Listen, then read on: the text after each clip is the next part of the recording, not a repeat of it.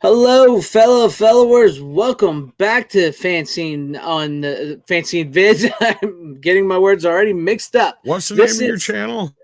yeah, my channel is I don't know. I don't know anymore. I don't know. I never learned to read. T- The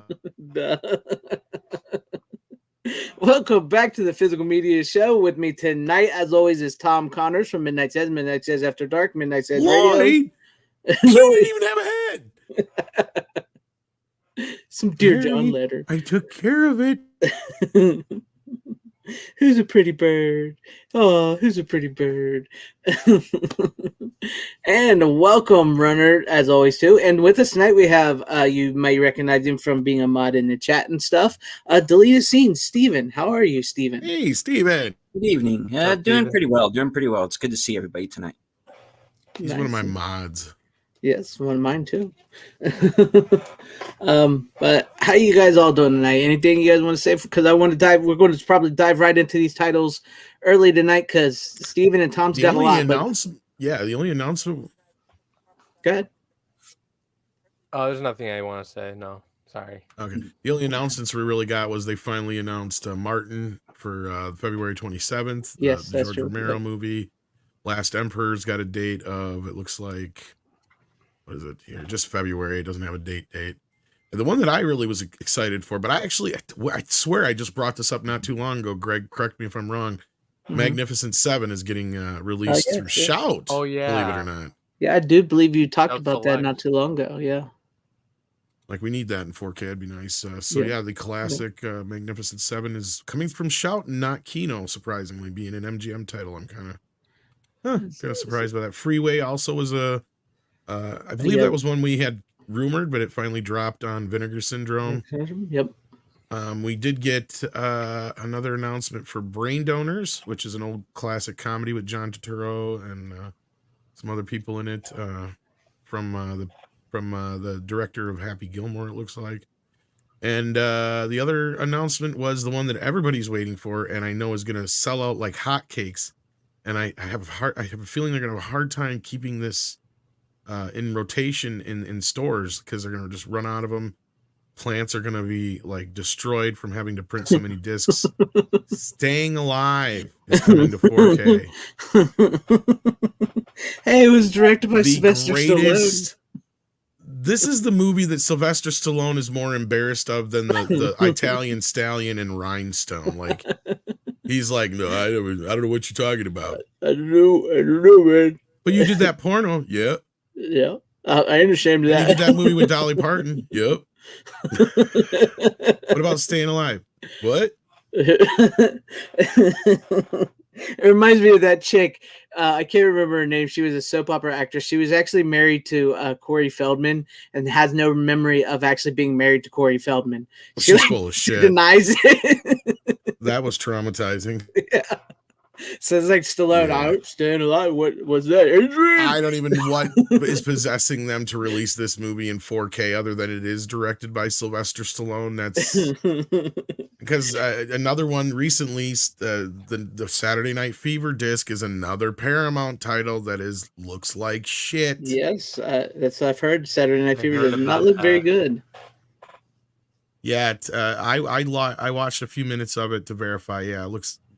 I don't even know because Tim Salmons from the Digital Bits, yeah, he called it out in his review, but he said after the opening credits it's very hit and miss, and I'm like, are you kidding me? The opening credits look like they were shot on a potato, because they're from like a second or third generation because of the optical credits, and then once it hits the main movie, you can tell it comes from the negative, but you can see what I was saying with.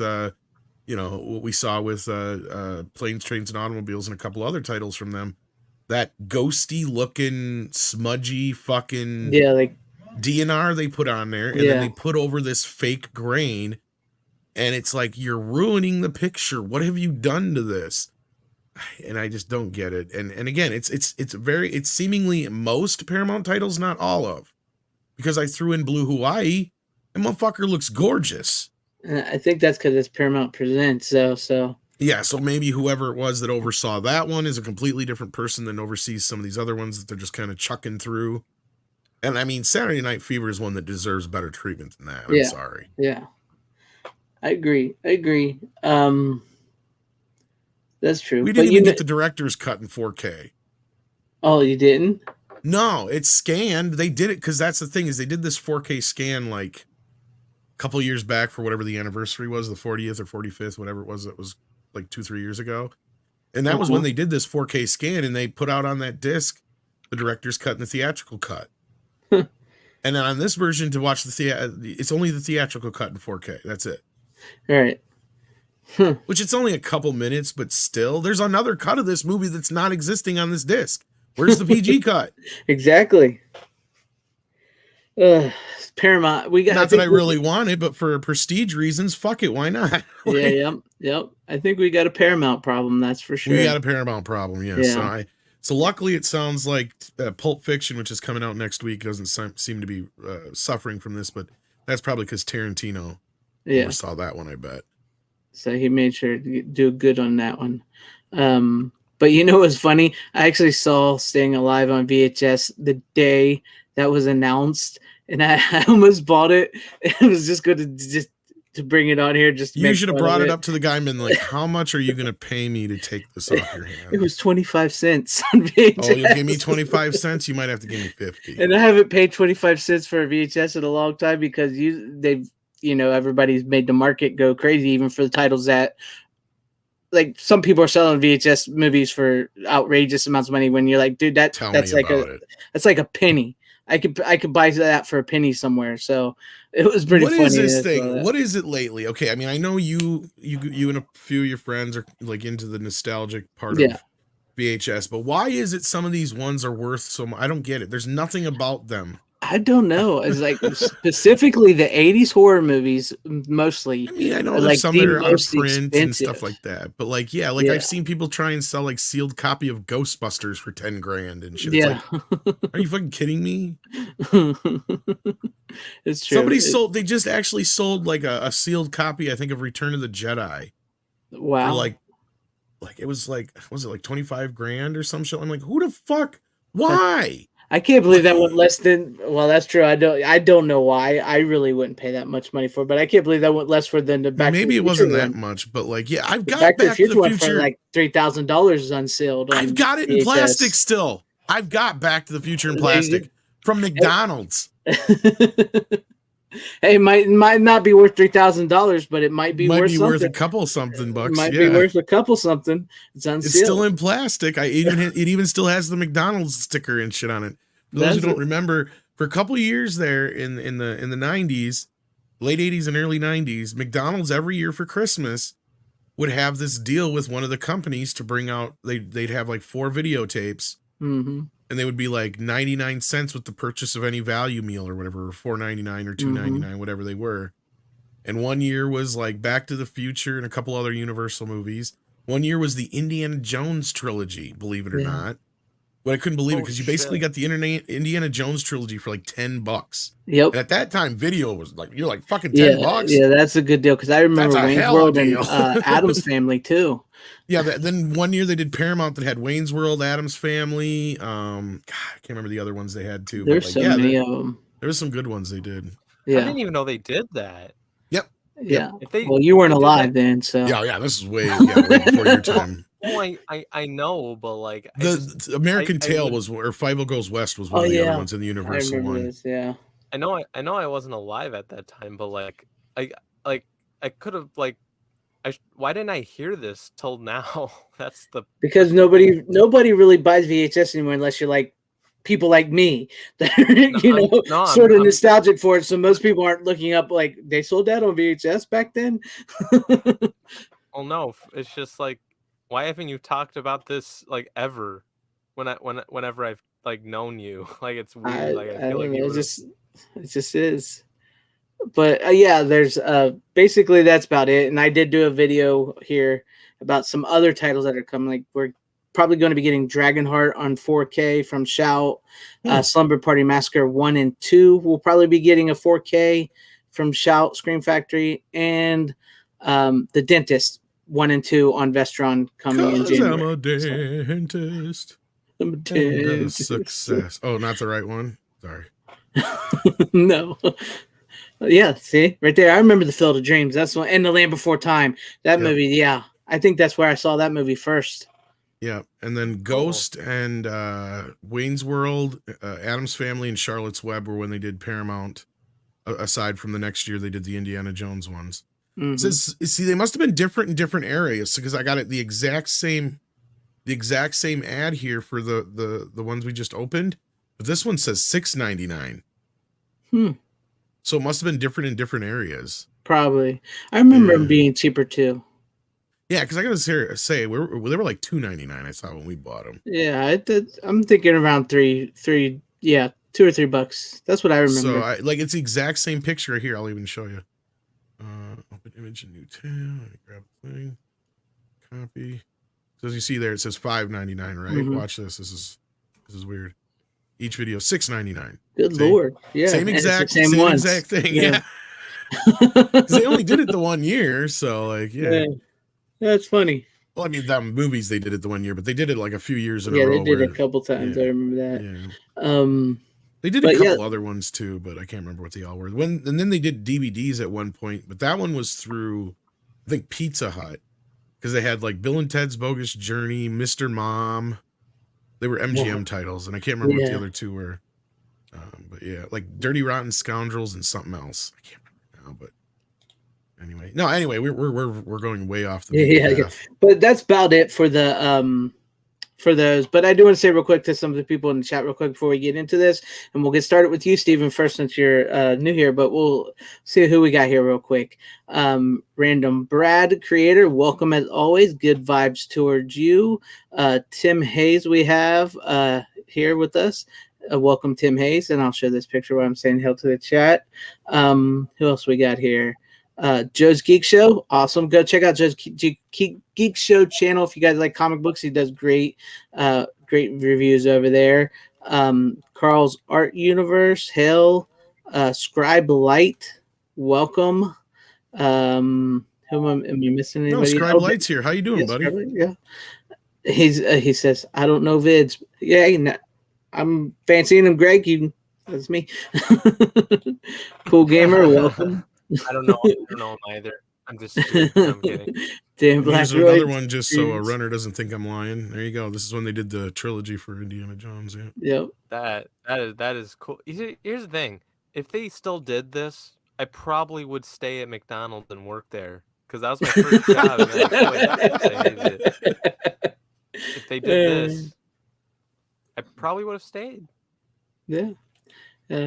Brian Barth, welcome. Style section. Yes, Vanessa Marcel was the one that was married to Corey Feldman, who claims she has no memory of ever being married to him.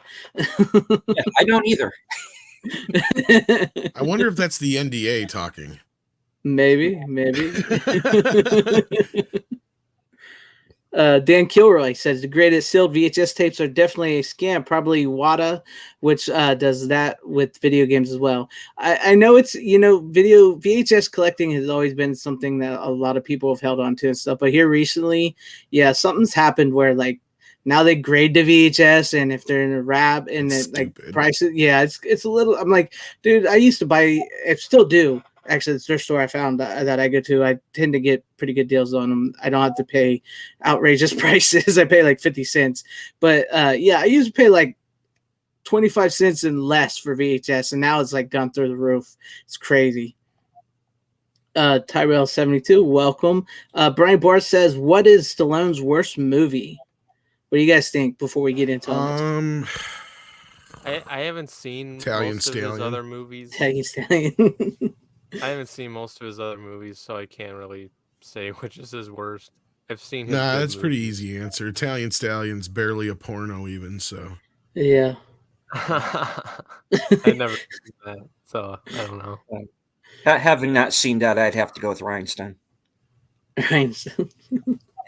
Honestly, I'll stick up for Rhinestone compared to, like, there's a couple other ones he did there, like even Rhinestone wasn't as bad as like. I mean, he's not in Staying Alive, but Staying Alive is a horrible fucking movie. There was one other one there he did between like Paradise Alley and something else that wasn't very good, and I can't think of it. Oh yeah, he did the one with Nighthawks. With Nighthawks is not what I'm thinking of either. And that's not bad. That's not a bad movie though. No. I don't know, but yeah. Anyway. Yeah. Anyway, let's get into some picks here. A lot of people say stop when mama shoot. A couple of them, but Steven, no, that one's not even as bad as Staying Alive. I'll be right back. Sorry. Okay. He's leaving. He's running. He's leaving already. Runner, come back. I'm not leaving. I have to do a few things. I'll come right back. Someone do their pick, and I'll do mine later. He's got to go rub one out quick. Well, you know what? It's Steven's first time, and Steven has a bunch of movies like me, so why don't we let Steven go first? So what do we have, Steven, for you? What's your first pick you want to share with us tonight? All right. Well, first off, before my first pick, I just wanted to say Tim Pool got Kanye West, at least for a few minutes. Midnight's Edge got Chris Gore. Doomcock got Cameron Pasha. And tonight you're just getting me. Hey, don't sell yourself short, man. Okay. My first pick tonight is Person of Interest. That's TV series. One of my favorite rarity TV shows. And they went 5 seasons on CBS. And this show is part of the reason why I'm on YouTube right now. Oh, there you go. Because Jesus, I started off watching reaction videos to the show. I'd found this whole community of fans of the show that I wasn't aware of. And those are the channels that I started watching, and I got to know some of those people. And then this little channel called Midnight's Edge started popping up on my queue. I was like, okay, it seems interesting, but I'll watch it later. No, you're going to watch it now. But I want to no, you're watching it now. It kept popping up on my queue. So I said, okay, screw it. And that was about the time that they were doing Trankgate and Fan4Stick. And I fell down the rabbit hole that led me here. There you go. That Person of Interest is a fantastic show, and it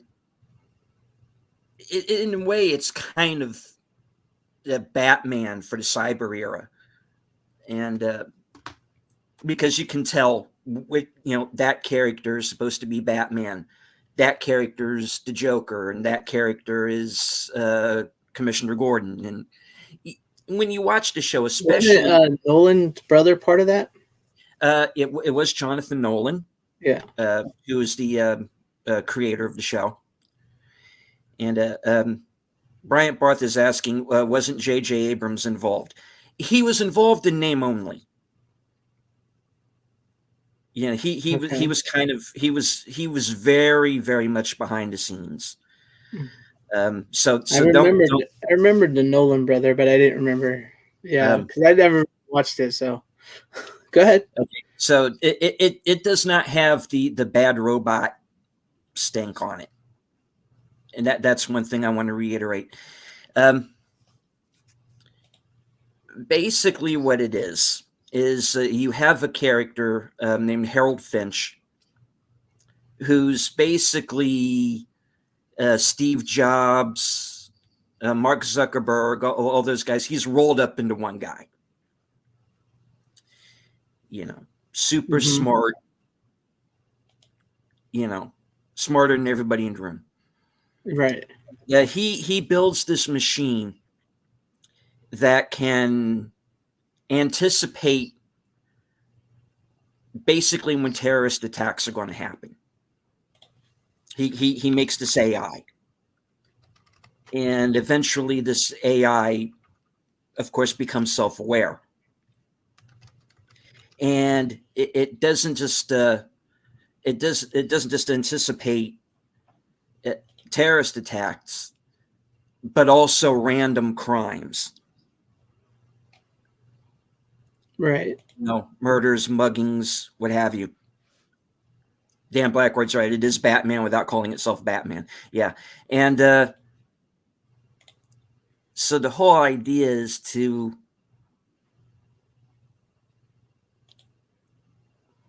they have to investigate it. You see, the idea is it's this number that comes up, a social security number of someone that's going to be involved in the crime or the terrorist attack, what have you. But they don't know, is this person going to be a victim or a perpetrator? Now, when the government gets a hold of the AI and the number pops up, they just automatically assume that that person is guilty of something. And they will grab up that person and throw them in the deepest, darkest hole they can find. Mm-hmm.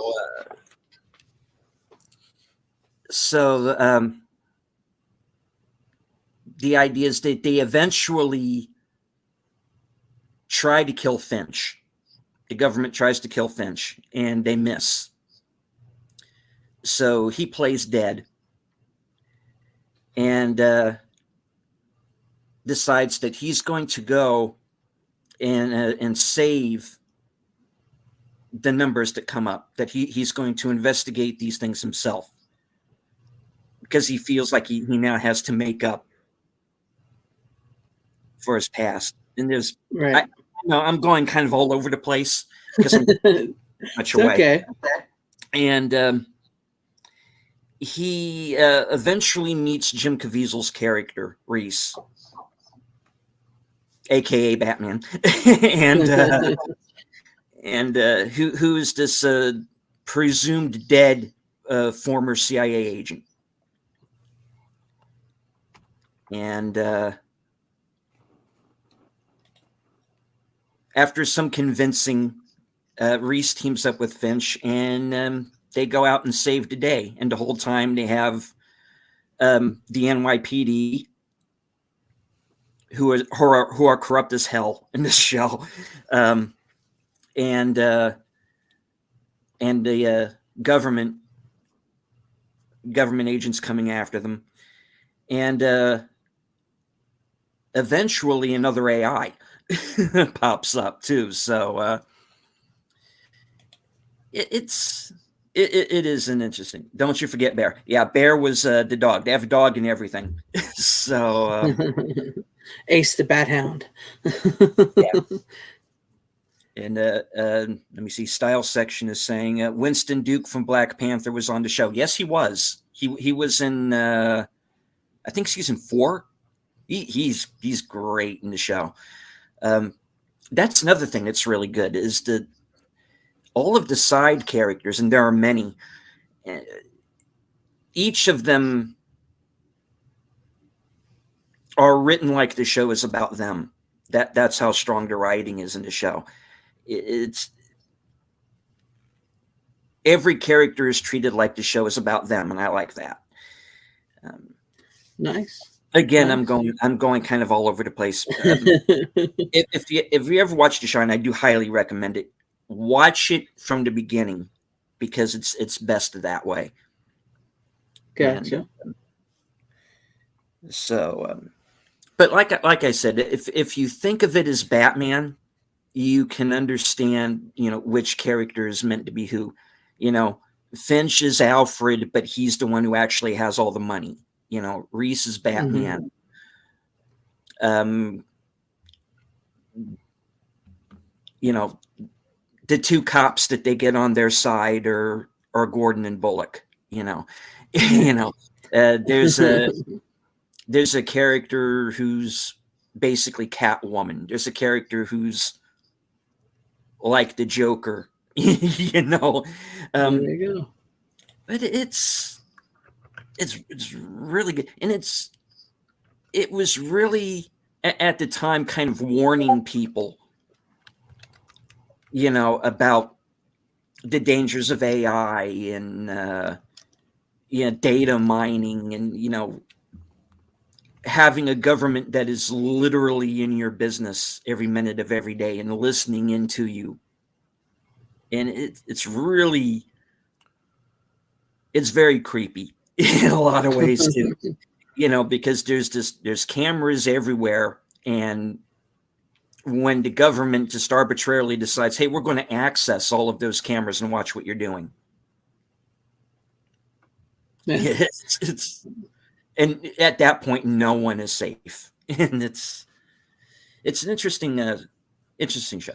Random Brad creator saying it sounds similar to Minority Report. Yeah, up to a point. Yeah, but it kind of starts out as Minority Report and then kind of goes off from there. But yeah, 5 seasons. The last season was a bit rushed. You're right. Unfortunately, they here's what CBS did in their infinite wisdom. Was they waited a year after the final season had been filmed to show it, to air it, and then they put them all out in 1 month. Tried to do the Netflix model. Yeah, basically, which I thought was kind of disrespectful to a hit show, but yeah, anyway. But here it is. It is on Blu-ray. I think HBO Max had it at one point. I don't know if they still do, but this is one of my favorite all-time shows, probably top 2 or 3.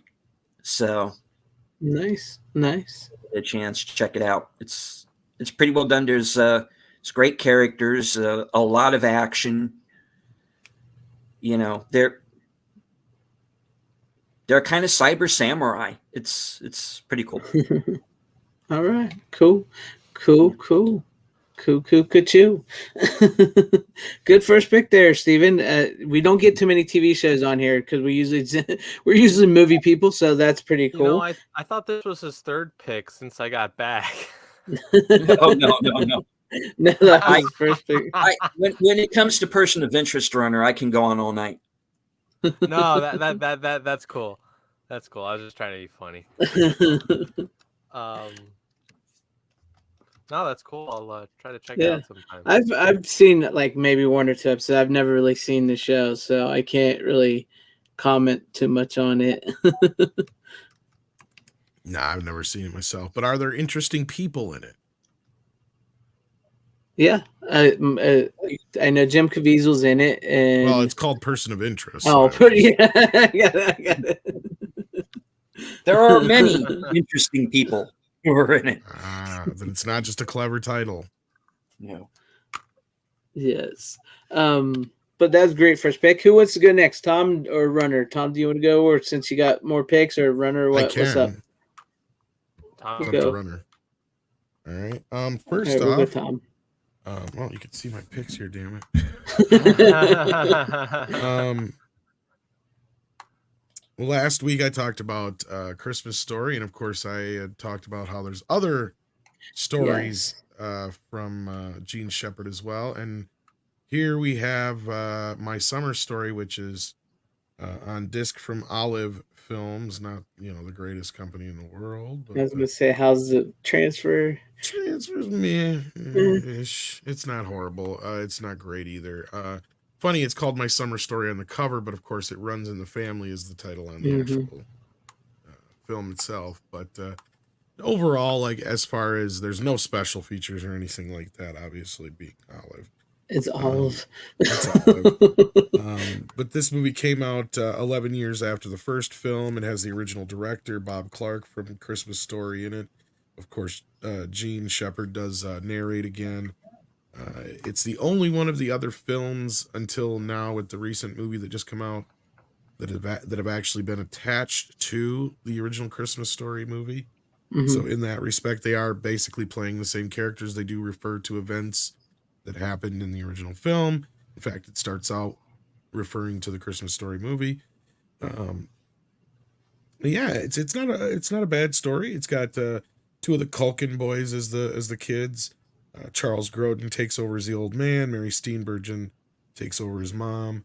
But other than that, it pretty much feels very much in the same kind of vein and tone as the original film. And yeah, I recommend it. It was one of those movies that kind of went under the radar, but I remember yeah. always liking it. Always found it a decent sequel to A Christmas Story. You know, I never really had a problem with it from what I remember of it. So, yeah, I'd recommend it too. And it's kind of funny that like seeing one of the Culkin boys as Ralphie, but outside of that, yeah, like Charles Grodin does a very good job of, like kind of encapsulating the same thing. What's his face? Derek McGavin did it in the first film as the old man. Well, we know what happened to the leg lamp. So. Yeah, it got broken. I'm not sure what happened to Charles Grodin before he died. He just kind of, I don't know. I guess I don't know. I don't know. I couldn't tell you. I really don't know. But yeah, I liked My Summer Story. It's a nice little. It would be the only one I would consider. Like if you watch Christmas Story, My Summer Story, or Runs in a Family, whatever you want to call it, then my Christmas Story, Christmas. I think that's a nice little 3-set movie. Yeah, that would sort of like flow together. I can't recommend the Christmas Story sequel. The other one with what's his name from Home Alone. No. No. But yeah, that's a good one. I'm gonna have to rewatch that now because I know where I have it from somebody on the panel. I have to rewatch it. Yeah. But yeah, what's funny is I just got this and Mike found it the other day. It looked like at a used store and I'm like, grab that sumbitch. It's like $30 new. I know, like those movies like that, that you vaguely remember as a kid. It's like, oh, that's a sequel to A Christmas Story. Well, I remember it. And then you go to search for it years later when you're an adult because you remember it, and it's like $30 or $40 or $50, and you're like, damn it. So yeah, I was glad I saw that where Mike found that for like $13. I was like, yeah, he definitely needed to pick that up. I hope he did. Yeah, I hope he did too. Runner, do you want to go? Any final words on that before we move on to Runner? Nah. All right. Hey, I remember the Dirt Bike Kid. I was just thinking about that movie with I got that on Blu-ray. Oh, do you? That's right. It is. I'll put that out on Blu-ray too. I think, or somebody did. Oh, go figure. It's not one of the better Bluray releases, but yeah. That was a good movie. I remember that movie. It was a very cheap movie. Yeah, it was cheap. But Runner, what do you got for us? What's your first pick for the night? My first pick is it's a 2-movie collection from Sony or Columbia Pictures. Debbie Does Dallas and Debbie Does Dallas 2. No. Oh, one day I'll be right. Yeah, you're not even fucking close. And it's not Ghostbusters 1 and 2. These kids don't have to go to porn shops anymore, Greg. They just got the internet. I know. That's what I mean. No offense to OnlyFans girls, but I don't understand why people pay when you just type in boobs in the Google bar and you get boobs. So it's easy nowadays, right? Like I said, no offense to Only girls, because I mean, I'm just saying. Go on, Runner. Sorry. Holy shit! Dan Blackray got it right. Runner does Best Buy 1 and 2. He fucks his Best Buy. He got it right. No, I'm kidding. It's Equalizer 1 and 2 with Denzel Equalizer 1 and 2. Is that the one with Queen Latifah? No, it's the one with Denzel Washington. It's funny. I almost watched Equalizer this week because I got the 4K Steelbook. I want to get that. I'm gonna wait until the third movie comes out because Sony's gonna do a triple feature on 4K. I wonder how they look because they're up converts anyway. I've heard so. And this was only $10 when I purchased this on Black Friday, so I was like, yeah, I'm taking it. That's cool. I've actually never seen the Equalizer movie, so pretty good. The first one's better than the second one, but pretty good. Yeah, I agree, but the second one's still pretty solid. I've heard the first one is really, really good. So the first one is really good. It just basically takes the outlining concept of the TV show and just with with Denzel Washington. That's all. I've heard people say the movie's better than the TV show because I never seen. I've not seen the show since I was a little kid. Like I think it was just like an ex-cop or an ex-marine or something like that, if I remember right, on the old He's show. an ex-British soldier, I think. Yeah, something like that. Yeah. And then what was that? Sorry, go ahead, Steven. Yeah. Well, this kind of dovetails also into my pick because Person of Interest kind of owes a lot to The Equalizer as well. I.e., you have this former secret agent who is now going out and kind of righting wrongs in the city. But yeah, Renner, I don't want to take up your time. Go ahead. No. Thank you. That's interesting, actually. British I SAS. just watched. Yeah.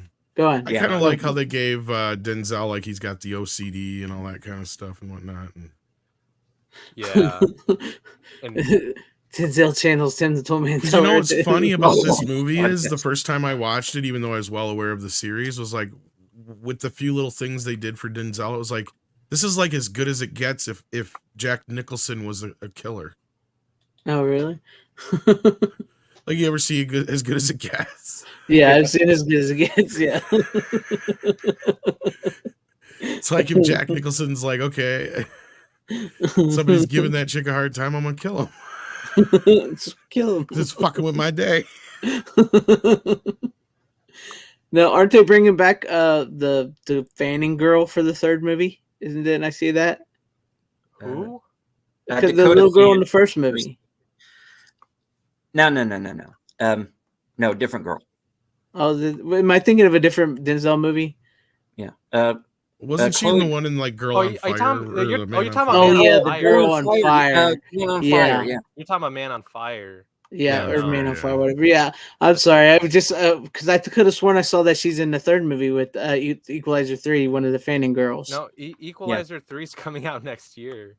I know, but I heard that like one of the Fanning girls is in that movie, and that's what threw me for a loop. Oh, really? Yeah. Must just be a reunion then. Man Yeah. on Fire's Yeah. a good movie.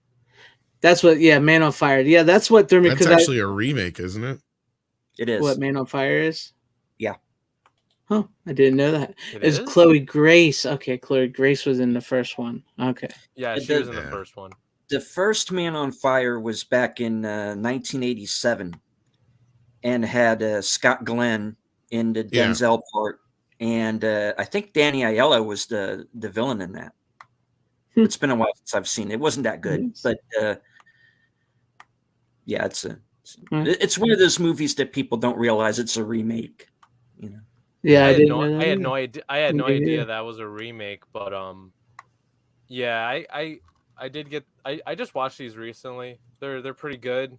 Both movies are directed by Antoine Fuqua. I think that's how you say his name. Fuqua. Well, Fuqua, you too. Fuqua, you man.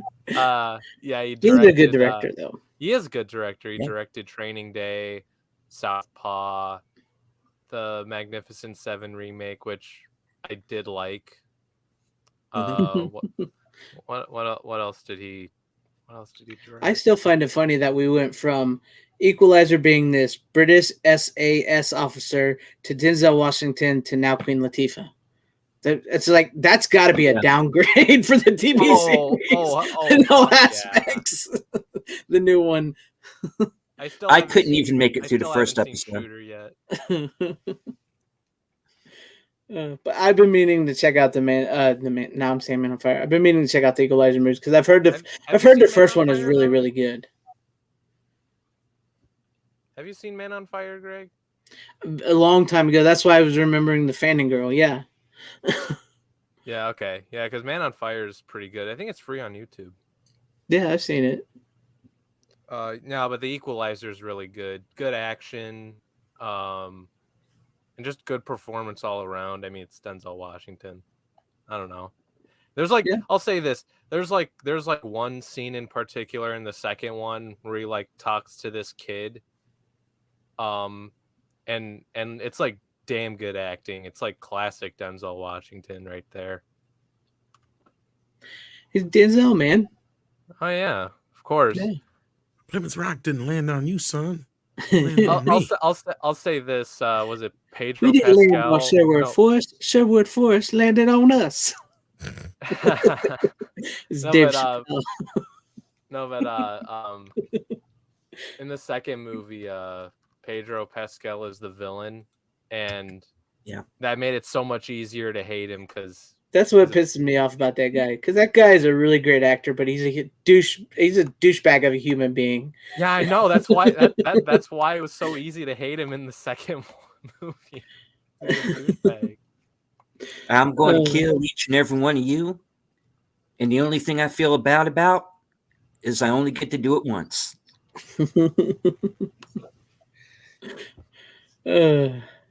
But yeah, I will check those out. I've been meaning, especially that first one. I do want to watch the first one because I've been meaning to get to that.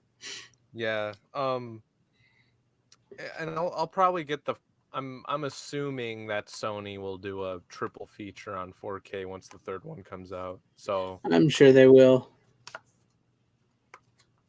well, actually, I don't know if they'll do a. I know they'll do a Blu-ray because they did that for the Spider-Man, the recent Spider-Man trilogy. They didn't do a 4K triple feature. Right. So yeah, I don't know. Yeah, I don't know much about the third movie coming up. I just saw like one image of Denzel Washington looking super old. That's about it. Hey, he's still Denzel, man. Oh yeah, but no, nothing's changed about him, like acting wise and personality. He's still great. He just looks a lot older than he did, like compared to the. Well, first honestly, movie. if you've ever seen, because I do remember seeing bits and pieces of the old TV show. If you've seen the old TV show, it kind of fits because that guy got pretty dang old by the time in the old TV show. So Yeah. yeah. So But yeah, that's my pick. Not a whole lot to say about it, but yeah, good. Okay. Good movie. I'll feel you. Okay, I'll Definitely go to recommend, Greg. Check it out. It's one I saw on my list that I've been meaning to watch for a while, so I will get to it. But one on my list I did get to watch that I bought from the Scream Factory Shocktober sale, and in honor of the late great Albert Pyun, Sword and the Sorcerer on 4K. I watched the beginning of that because I did get it on 4K. I love this movie. It was fun. It's fun as hell. I need to watch more of it because it looks fun. It's fun. It's just a cheesy B sword and sorcerer movie. It's got that. It's Albert Pyun's first movie. It just, you could tell, man. It was just a fun movie. I loved it. I loved the Richard. What's his name? Richard Mole as the snake guy and Talon. Though it did confuse me there for a minute. I had to think about it for a minute because I was thinking that was his brother and his sister, and he was going to bang his sister, the Talon guy. It took me a minute there to realize those were not his brother and sister because that was supposed to be his kingdom, his father's kingdom, and yeah, I had that same problem. It took me. It takes a minute, and they're like, "Oh, okay, yeah." Yeah. I was like, "Wait a minute, his mom had that brother and the girl. Wouldn't that be his?" And then it was like, "No, his father's AIDS kids." And I was like, "Okay," because I was like, "Okay." It had me for a minute, but it's a fun movie. The triple sword is freaking badass. The chick the chick though in the movie, she has a fine ass. It's just she did when she's laying on that table and they're just rubbing her down and they go over her ass. It's like she had a fine ass. Oh damn! Now I gotta watch this tonight. Yeah. Oh, there's more than that. I mean, he falls into a whole harem full of naked women. The main this guy. was a lot of fun. Yeah. And I gotta correct you. I'm sorry. It's Albert Pyun. Albert Pyun. Sorry, I never knew how to say his name. To be honest with you, I didn't know if it's Pyun or Pyun or whatever. So Pyun works. Because there's actually a documentary coming out with the title Pyuniverse, the Albert Pyuniverse. That'd be interesting because I liked his movies. The only ones I've never seen was Nemesis. Everybody talks about the Nemesis movies. I've heard those were really fun, cheesy movies. So I should have picked them up when they had that sale. But this movie was fun. For the 4K, for what they had, what they had to go through with the sound and everything, and how dark the movie is. It still looks really good. So I recommend this. If you can get your hand on the Sword and the Sorcerer, go ahead and get your hand on this, because this is really good. Freaking Doc Bones is in this movie from Star Trek. Bones, damn it, Bones. He's in the movie. That surprised me with his little curly afro when he's sitting at that table with all the kings and queens and stuff that they go to kill. And I was like, is that the guy? Is that Bones from Star Trek? And it is. I was like, oh shit, that's him. For the last time, it's Star Trek, not trash. Whatever, man. You know how I talk. You've known for years. That's the way I talk, man. I'm from the South. Okay. I yeah. know. I'm fucking with you. Check out Sword and the Sorcerer from Albert Pion. It's a good movie. I enjoyed it. I had a good time with it. You fuck with me all the time, so I might as well do it to you back. Yeah, but no, you have me a lot more excited to watch it, because I did buy that on Black Friday. Not Black Friday, the October. So. I bought it from the Shocktober sale too. It was fun. I mean, it's for what the type of movie it is. It's just a really cheesy sword and sorcerer movie. Don't go to expecting Oscar caliber winning performances and stuff. God, no. No, it's just go to expecting a good fun. This is the good guy. This is the bad guy. There's swords. There's chicks. There's a rebellion. There's a castle. Have fun with it. That's all you really need to know. So, I hope I enjoy it more than that David Carradine movie that Tom likes. I still want to see. I still got to see. Oh yeah, that. It's much better than that movie. That's for sure. Okay. Because I don't hate that other movie. What was it called? The Sword and the Sorceress.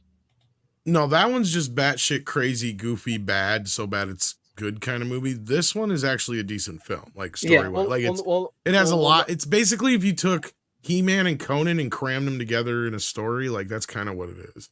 Well, no, because my biggest problem with that David Carradine movie that I got from Blu-ray that Tom talked about, my biggest problem with that movie is the pacing. The pacing was so fucking bad. Funnily enough, I said it to Andre and he agreed with me. I'm like, really, considering the liberties that Milius took in Conan the Barbarian, this movie is actually closer to an actual Conan movie than that movie is. It is. That's what I was thinking when I was watching. I was like, did they copy Conan for a minute? That's what I was. Oh yeah, it's totally a ripoff of Conan. Because I was watching, I was like, this is with the king dying in front of the sun, and absolutely total ripoff. So I was like, this is Conan. But it was good. I watched the special features. Albert Pion said he basically got the idea from Excalibur. It was a hit movie at the box office, and he was like, there's a little bit of that in there. Yeah. He talked him into doing an Excalibur type movie. So yeah, he clearly copied some stuff. But it was fun. It was a good movie. I had a good time with it.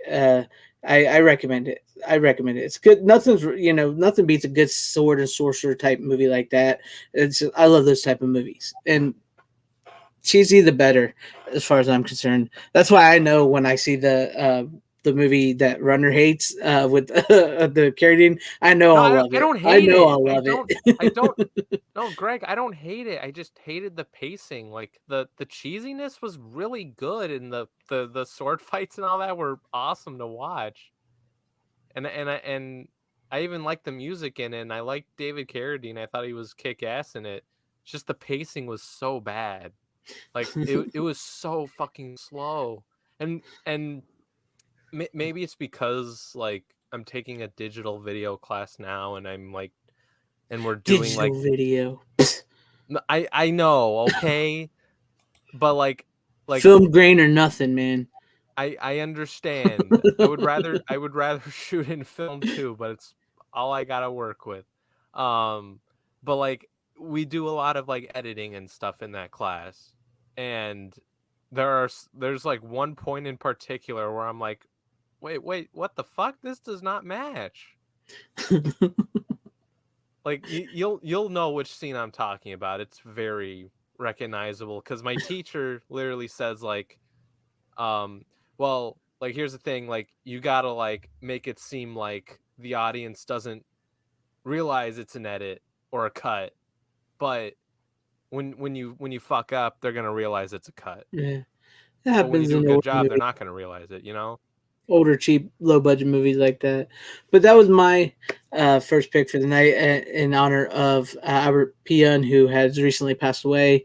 But Yeah, that yes, sucks. yeah, it sucks. He was the king of low B movies, straight to like video B movies. He's done some great movies. Wasn't he the one that did that Captain America one? Yes, he did Yeah, Captain he did America. Captain America. He did Cyborg. He was Cyborg. supposed to direct Masters of the Universe 2, which is eventually became Cyborg. Yeah. He was yeah. supposed to direct Spider-Man for canon at one point. Yep. Oh, that would have been awesome. Yeah. Man. He did. Oh, one of my favorites, which I got from Vinegar Syndrome, Alien from LA or whatever with Kathy Ireland. That's a great flick. I love that movie. I really wish that Spider-Man canon film still happened. That would have been because I remember Etep Wakuian showed that trailer on his channel at one point. I'm like, damn, that's fucking awesome. It would have been nice. Oh yes, the Kickboxer sequel, part 2. Yeah, I remember that one. Yeah. But Steven, we're back to you. What do you got for us for your second pick? Okay, well, I don't have an Albert Pyun movie tonight, unfortunately, but Hong Kong 97. There you go. All right. I do have one that Tom and I have talked about previously. The Shout Factory edition of Invasion USA. Can't get my hands on it. Not for cheap anyway. That's Christmas movie. I'm gonna wait for a 4K at this point, but yeah. I've heard something that maybe Vinegar Syndrome might get their hands on that. Yeah, they've been doing a lot of the canon films. That's why I'm like backing off on spending any money on those. But yeah. I'd keep an eye out on Vinegar Syndrome if I was you. But go ahead, Stephen. Okay. I grew up on these kind of cheesy, over the top 80s action movies, and I love them. I'm sorry, but I do. Who doesn't? And Invasion USA definitely is obviously one of my faves.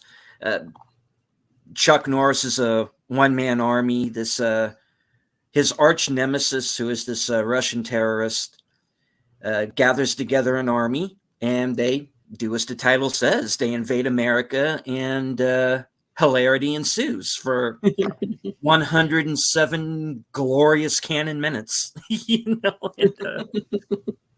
Oh, it's awesome. Oh, those movies are great, man. Oh, for sure. Looking forward to Roadhouse 4K. Huh? Yeah, from Vinegar Syndrome. I don't think nothing. I just think Chuck Norris is, what's going on in Hollywood today. He doesn't get down with. So that's pretty much why Chuck Norris doesn't do anything. Plus, he's in his almost. What is he in his 80s? Is he in his 80s? He's got to be near 80. Yeah. So. He's kind of done with things right now. So, yeah. I don't blame him. Yeah, I did not know. He's earned his retirement. Tom, did you know that Chuck Norris was considered for the Kurtwood Smith role in that 70s show? I did not know that. If that's true, that would have been interesting. Wow. that would have been interesting. Yeah, but Invasion USA, I have that on. I don't have the Blu-ray. I have that on the my Canon box set that I have with on DVD. Which I have most of them on Blu-ray now, but that's one I don't have on Blu-ray. It's got the Invasion USA. It's got Hitman with Chuck Norris. It's got He-Man. I can't remember all of them.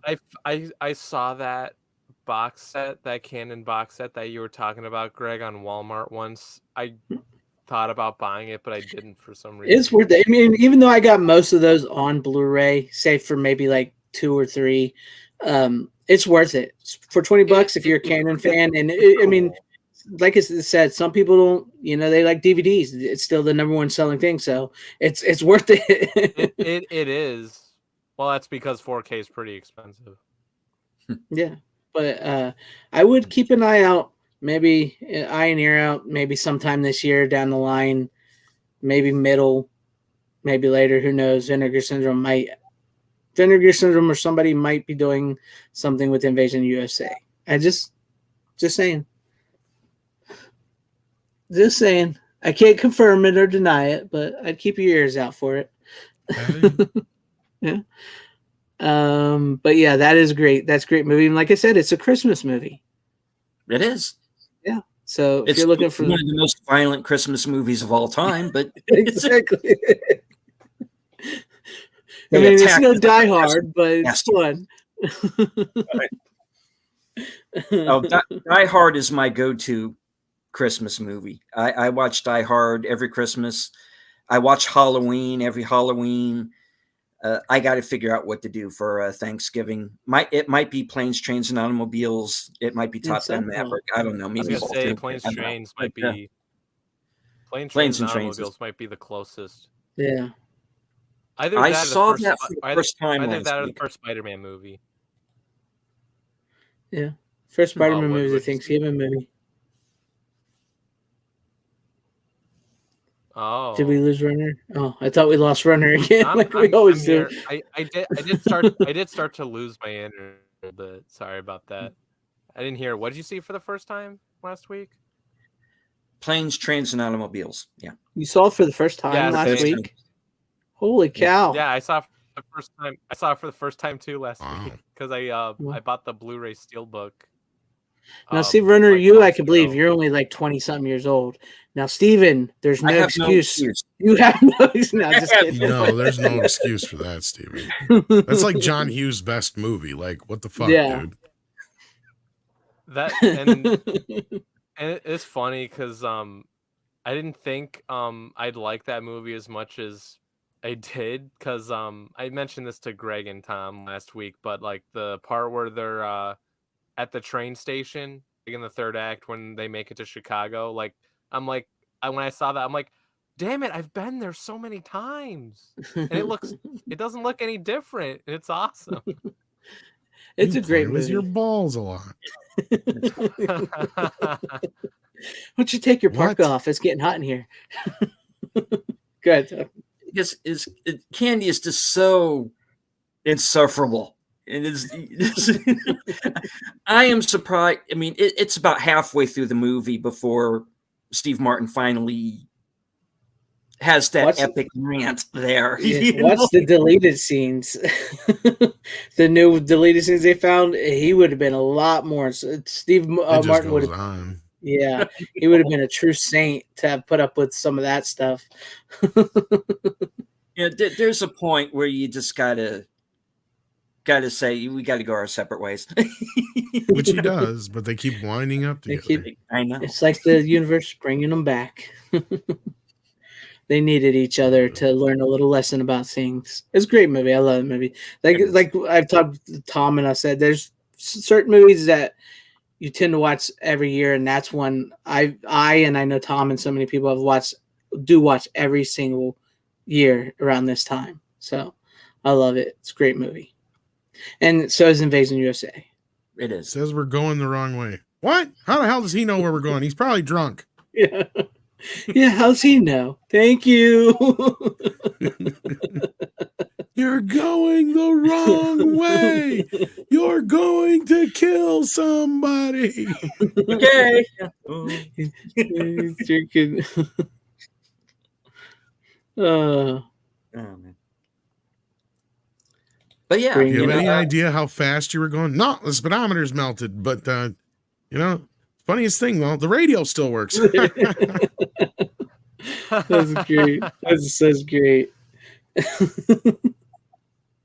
But yes, anyways, check out Invasion USA. Look, you got the nice Blu-ray up there because I would like to have that on Blu-ray. So I'm patiently waiting at the moment. So we'll see. Yeah, like I said, I almost pulled the trigger because it's like 50, 60, 70 bucks or whatever to get that right now. I'm like, nah. No, better wait. Oh. Yeah, they've been doing a lot of early Canon 4Ks. I'm just going to wait. Yeah. I've heard, I tell you, I don't remember where I've heard it from, but I've heard that Vinegar Syndrome might have something to do with that. If not Vinegar Syndrome, sometime this year, possibly the year or possibly 2023. I mean, sometime maybe after that, it might be coming, but I'm still hoping Well, for it next seems like 2023. it seems like Vinegar Syndrome has gotten their hands on a lot of the pre and some of the MGM canon titles. Mm-hmm.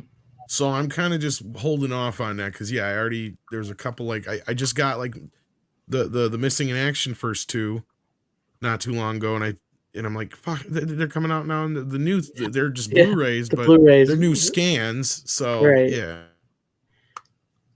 Which is but it's weird like, because they're 4K scans on Blu-rays. Which why don't you just go ahead and go for the 4K on them? it just means that somebody else is going to end up releasing a 4K. That's what I was saying. Yeah, they'll release the Blu-ray set, and then like 6 months later, here comes the 4K from somebody else. Yeah. Yeah. All But right, Tom, well, unless what do you got? as I say, unless Steven had anything else to say about that one. Well, Oh, here's one that needs a 4K so badly. And I know this isn't everybody's favorite film, and it wasn't even the biggest comic book movie of 1990, but it's still an excellent adaptation of the original comic. Sure, it has its issues, but never gotten any love on home video, despite it actually being in the top 10 grossing films of 1990.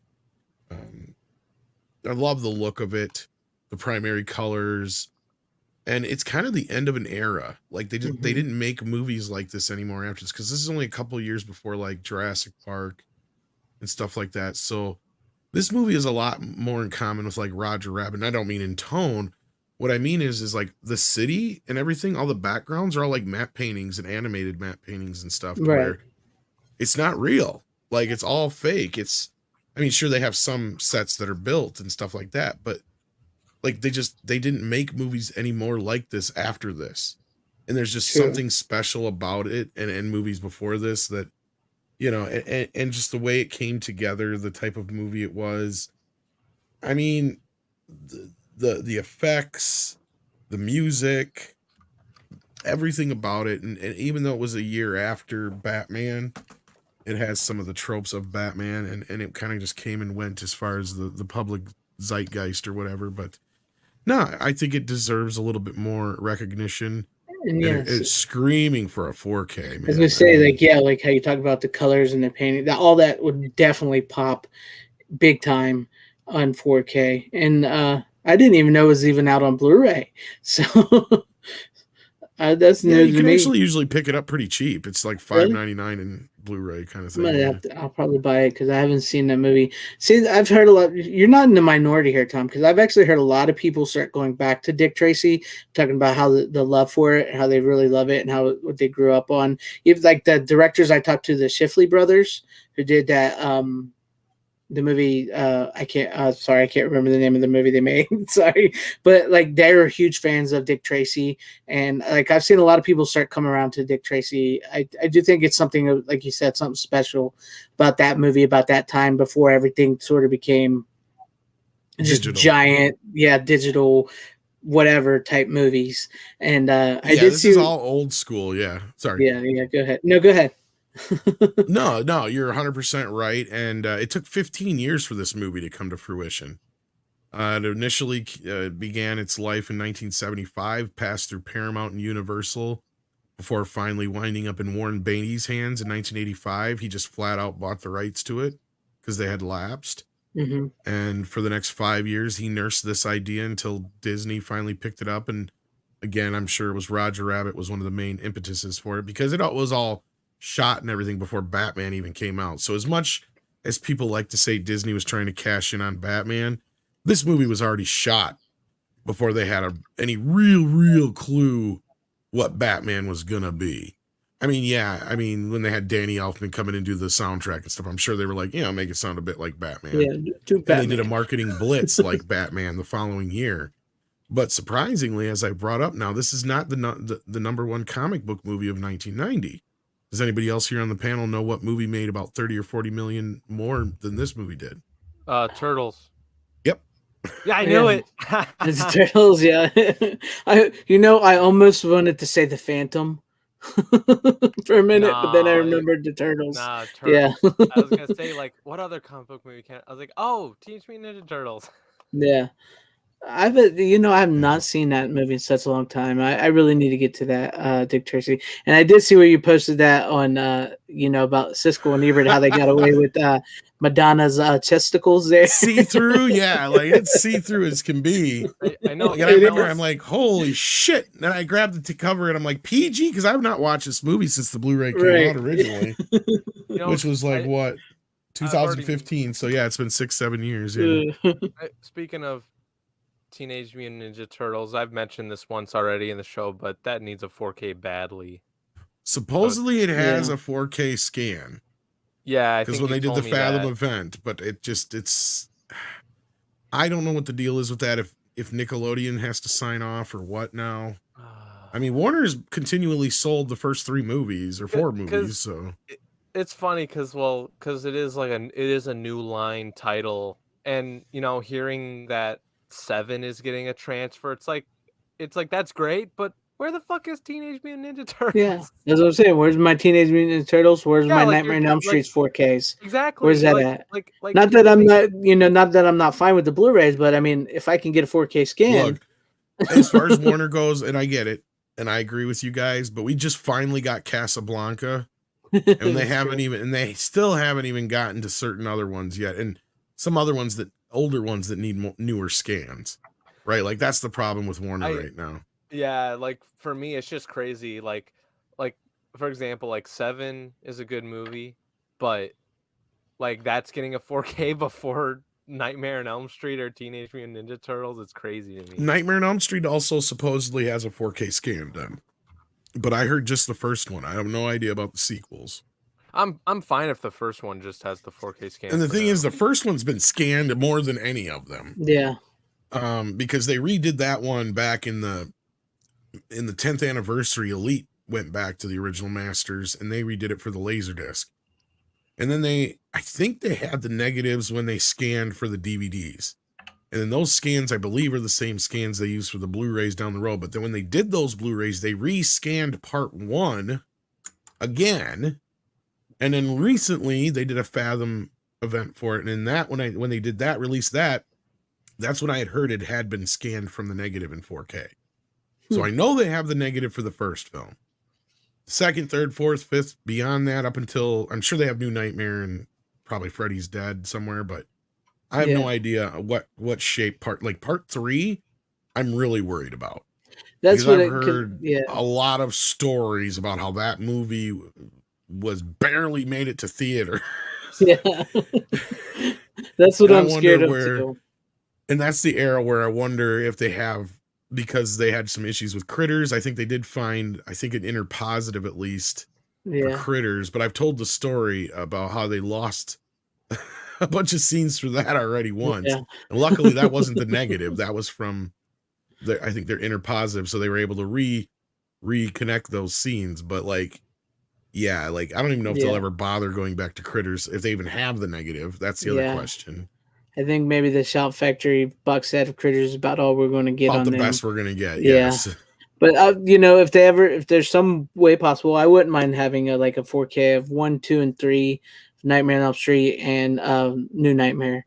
I would take those in 4K. 4 would be great. 4 would be well, actually all of them, but yeah. All of them would be great personally, but yes.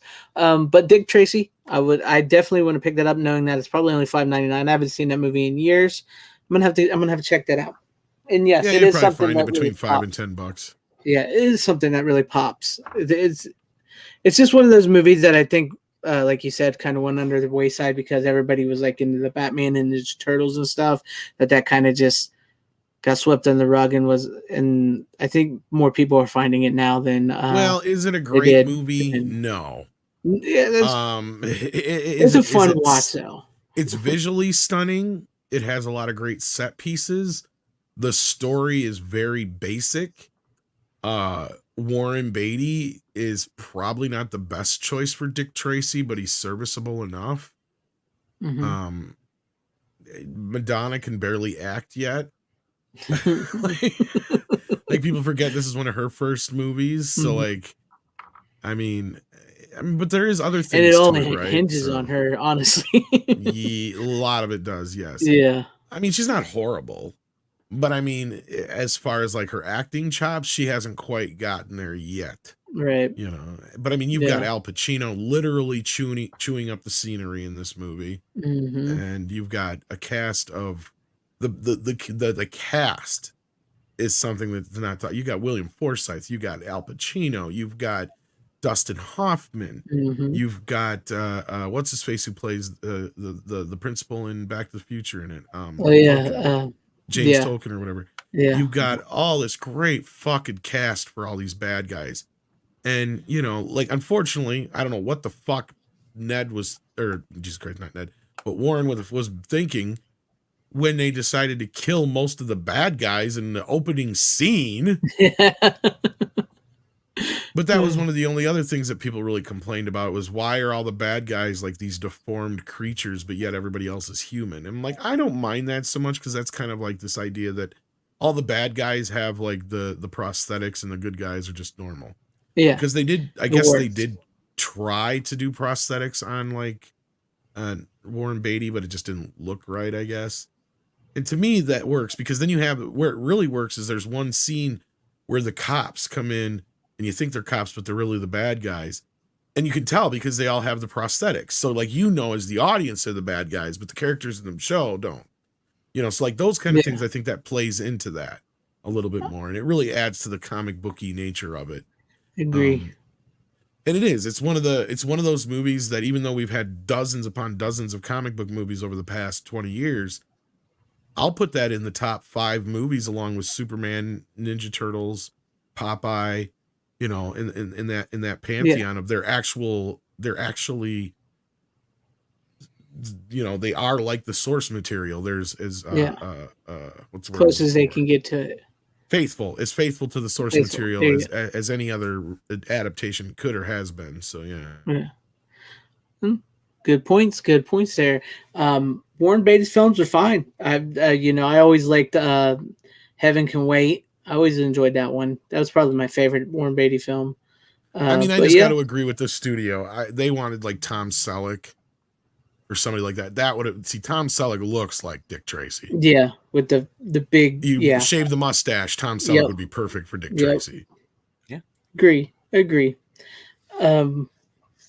with you on that. But that's the other problem with the movie is of all the characters and all the characterizations and the colorful characters, Dick Tracy is the least interesting character in his own movie.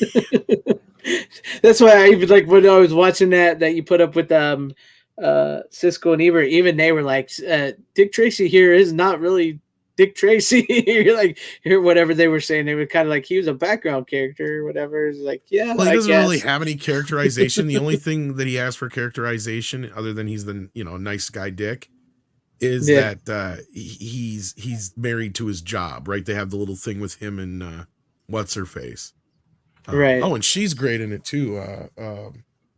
Glenn Headley. Yeah, thank you so much, Steve. Well, anybody else want to talk about Dick Tracy? I've talked enough, and then we can move on. I'm good if you're good.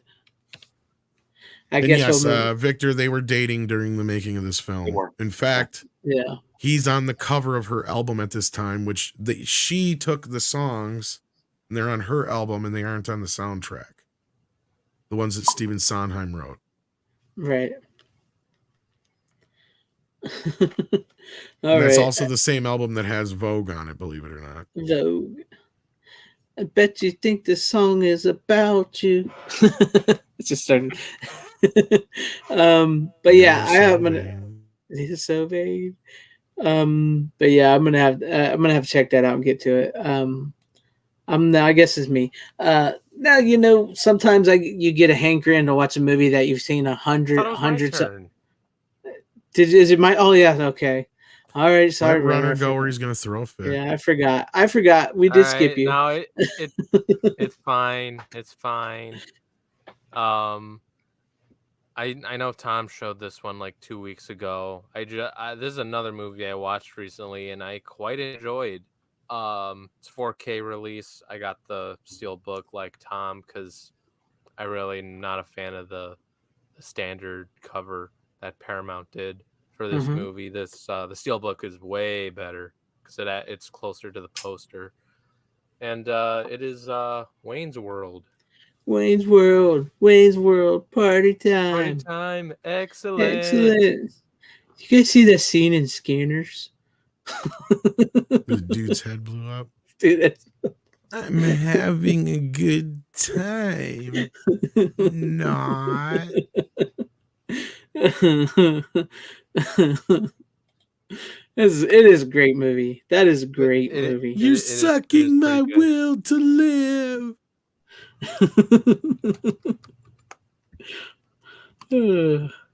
Well, Runner, your thoughts since that's the 4K, right? Because I know Tom Yeah. said it had looked a little, but then it It's kind of picked uneven. up. Very uneven. Most of it looked fine to me. I know there was one. Yeah, most of the issues are in like the first few minutes. Yeah. Yeah, I can see where it's coming from with that. For the most part, though, it looked fine. There is one part in particular that looked like it wasn't a 4K scan. I don't know if Tom can. I don't know if you saw this either, Tom. Maybe you did, but there's that scene where they're in the restaurant and they open the door and it's a bunch of like. Oh, that's because security. it's the optical effect. Yeah. Yeah, like that looked really. That did It not looked look really good. bad. Yeah. I noticed like in a heartbeat. It was like, oh, that's bad. Because what it is basically is on the set or in the store, he would open the door and it was a blue screen or green screen behind the door. So what it is the optical effect. So that's like an old ass. It's not from the negative. It's So it's 2 or 3 removed or whatever. Yeah, that's what I was saying to myself. I'm like, that can't be from the negative. And that's what like the first few minutes of this movie look like too, in certain scenes that make no sense. Like the scene, like I said, where Wayne's in the kitchen talking about his collection of hairnets and all that stuff.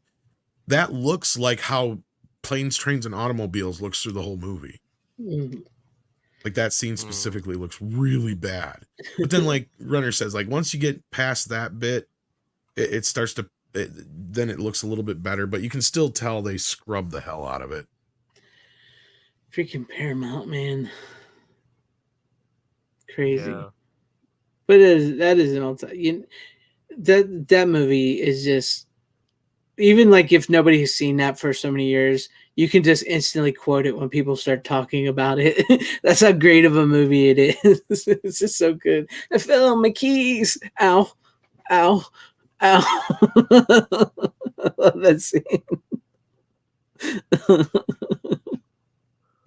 But anyways, any other words there, Runner? Nothing much. I gotta rewatch it because yeah, it was a fun movie overall. It is. Is that the first time you've ever seen it? Yeah. Holy crap, Runner. I know. I mean, at least, Planes, Trains, and Automobiles I could understand.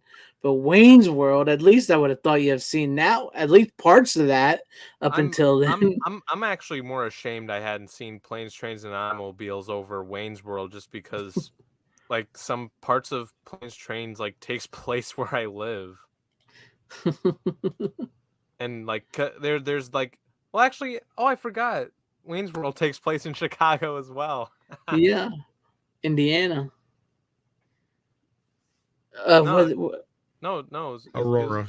Aurora. Yeah, Aurora. Yeah, Aurora, Illinois. Yeah. I don't know why I said Indiana. I live not too. I live. Well, I can't say I live too close to Aurora, but I know where it is. Yeah. Okay. I guess I'll go on to me if you have nothing else to say. Okay then. Yeah, nothing. Sorry, you go. All right, my movie we've all seen. I guarantee you, we've all seen this movie. Hopefully, Runner has. And it's just, sometimes you get a hankering to see a movie that you've seen 100 times. I have a stack of movies I haven't gotten to that I need to get to, but for whatever reason, I wanted to watch this movie again, and I had to watch The Terminator. So. Oh yeah, been a long time since I've seen that. Yeah, that's a 4K scam, but doesn't have a 4K release. I know, and because I was watching this back, and I was thinking, man, that scan of this looks actually really good. The Blu-ray, because I remember when I first watched it, I didn't think much about it, but then I was watching it this time, and I was like, you can really make things out. But I like the red. Yeah, the that was red a case. that was a rare Red one to case. get your hands on. Yeah, and it's got the little postcards. Yeah, it's got some cool stuff that I got that one, but I don't have the red one, and I don't have the postcards, unfortunately. Yeah, it's just the standard release of it. But that's actually the second time Terminator was released on Blu-ray because they rescanned it. Yeah. I mean, I really enjoyed it. I mean, I've seen the movie 100 times, so I always enjoy it. But yeah, for whatever reason, I just got a hankering to watch Terminator. It just was a fun watch, and I was actually impressed. I was impressed by the scan because I didn't think much about it when I first got this, but then I was watching it this time, and I was like, man, it looks really, really good. I don't know what it was. It looks really good. Believe it or not, it's the first rated R movie I've ever watched. and I think I watched it maybe when I was like 8 or 9 at least. Like 10, maybe even 10, because like it was on Netflix. Like when my parents were like scrolling down, and they didn't allow me to watch R movies at the time, sadly, but my dad was like, all right, let's make him watch Terminator. I think that's an appropriate movie for him to watch, even with its rating. And did your mom say, now close your eyes on this scene because Sarah Connor's Sarah Connor's what? Did your mom make you close your eyes on the sex scene? No. I don't even I know, like the part that freaked me out was when Arnold pulled his eye out. That's a great scene. Oh, I know. It was really cool to watch, but it was like freaky as fuck when I saw that for the first time. I was like, holy fuck. I remember I started freaking the fuck out, and my dad was just laughing at me. Yes, it was a rare time, but if you watch the special features on there, Brian Barth, he actually went in and read for the Reese role, and according to him and James Cameron, they both thought he was better suited as the Terminator. That's what he wanted to really be, so that's why he's the villain in the first one. No, but like once that third act kicks in, like that like blew me away when I saw that the first time. It's a great movie. I don't know. Like I said, I've seen it 100 times, and I got a stack of movies that I actually really need to get to and start watching. But I just was sitting at home one day, and I was like, I want to watch Terminator.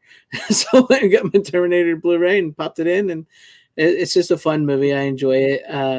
It's an all-time classic. And I'm with you, Victor Fontaine. Where is the 4K? Where is the 4K? Yeah, you know what? That would be a great Arrow release.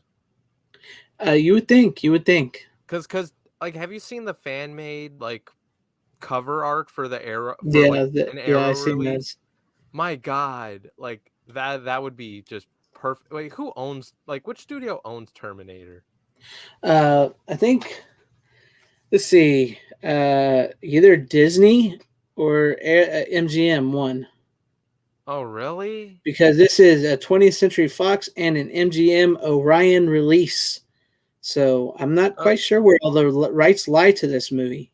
Okay, because was it Lionsgate released Terminator 2 on 4K, which doesn't look good.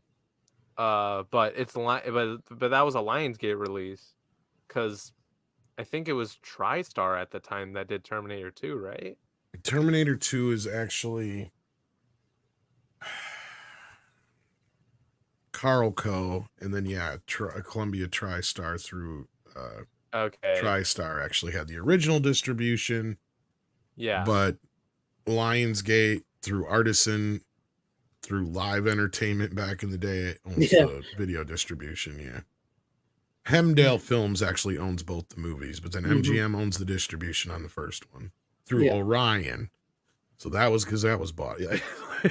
As it said, plus 20th Century Fox is involved. Yeah, and then Fox got involved at some point because of Cameron, and yeah.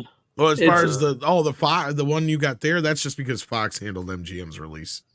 But as far as, like, I think there was some money involved from like Fox or Paramount in Terminator 2 because they needed some money to finish it off. But yeah, I can't remember who it was. can't say I'm too thrilled with this. I would have preferred. Yeah, the cover's dumb. Yeah, the cover Yeah, All sucks. the I would, covers have been pretty dumb. yeah, I would have preferred the one with just head with the gun up and the sunglasses and the red shining through it. The classic poster art. Oh hell yeah, that's a great poster. Yeah, but yeah. Even the old MGM disc has like a weird variation on that. So yeah, Breitbart, that would have been all kinds of wrong. Yes, it would. Chasing down a white woman like that to kill her, I don't think that would have played too well. No. And yes, Lance Hendrickson was actually supposed to be the Terminator, the ideal they had at first, but then Arnold came in. So The part that I thought was funny, you know, the reason that Cameron gave for not hiring OJ, was that he said he didn't look like a killer. Well, maybe he was framed. I don't know. But no. yeah. Holy shit. It's you should have seen it, Runner. It was crazy. Yeah, I mean, but hey, look, we got 11 Avatar films to look forward to. So Oh my get ready. James Cameron is. You know, I don't know if I told you this or not, but like my cousin and my uncle like love Avatar for some reason. I guess they just like it because of the visuals, and I tell them like that's great. It does look it visually looks really good, but the story sucks. Like that's what I tell them. And my cousin like dressed up as one of those blue things at like cons and stuff. I'm like, yeah, you're the only person in the world who dresses up as those things. No one else does. I still don't know how that first movie became the biggest movie of all time at the time. Right. I just don't get it. I remember I watched it once, or at least I tried to watch it, and like I fell asleep through like the third act. I just don't get it. I just thought it was boring, and I asked him I'm like, was there anything else like appealing to the movie other than the visuals? Because like the visuals are great, I just didn't care for the rest of the movie. It's such a bog standard story. Yeah, visually it is impressive. I agree, but that's what I keep saying. You know, I knew everything that was going to happen in that movie 20 minutes before it happened. And you know, if you're going to impress me, and if you're going to have a 2 hour and 40-minute plus runtime, you got to do better than that.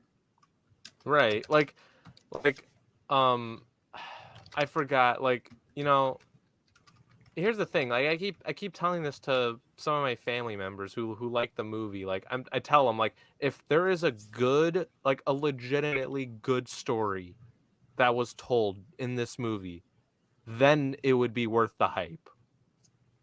Because the movie I watched, like, this is not the type of movie that should be getting as much hype as it was.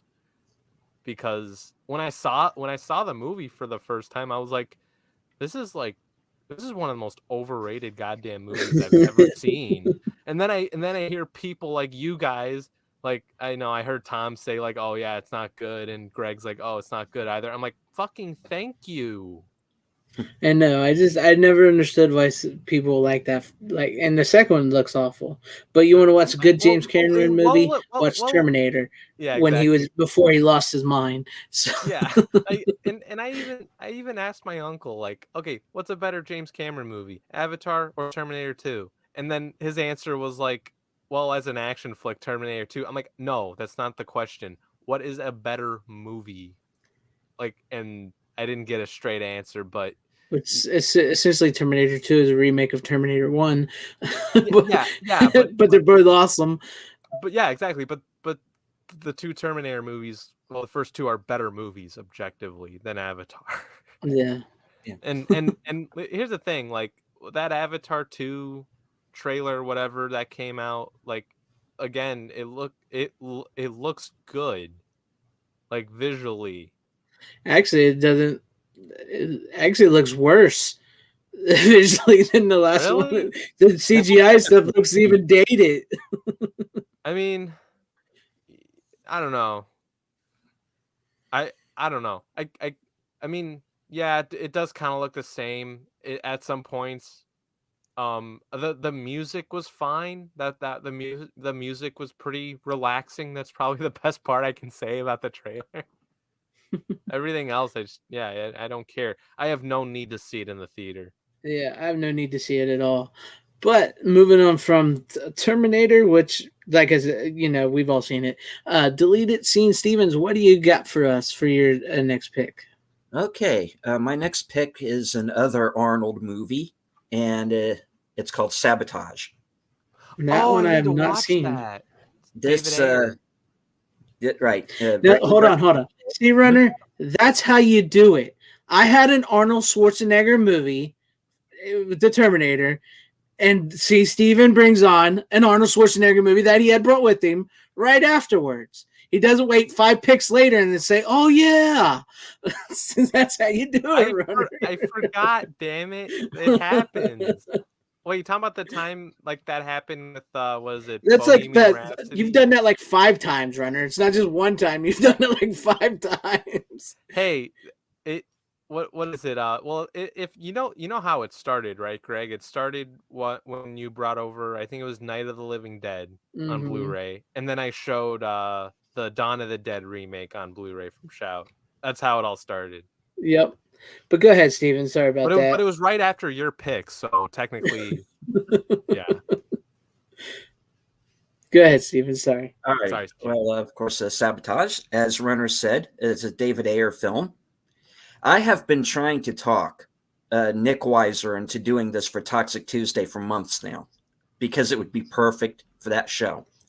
Because everybody in this movie, including and especially the women, are toxic as a motherfucker. I'm not gonna lie.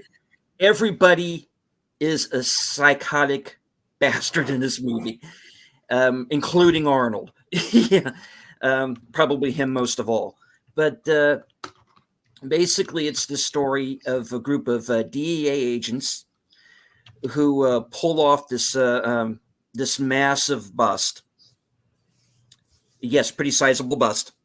Before you make that joke, I like pretty sizable bust. All right. So they have millions of dollars in cash. And of course, it goes missing. And this investigation begins. They all get blamed. IA is all over them. And then this 10 little Indian situation starts where this group of DEA agents starts getting killed. And they're getting killed in the most gruesome ways imaginable. I mean, I am talking insides on the outside. It is gnarly. And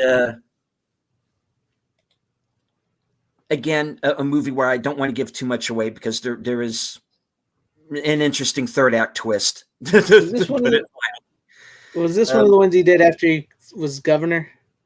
Yes. Oh, okay. Because if he had done this movie, I don't think I've actually heard of it. Would not have been good. It's I have heard of it. I haven't seen it. It didn't really play very well in theaters. It didn't do well. And once you see it, you kind of understand it. I like it, but it's not a movie for everybody. They probably break the record for F-bombs.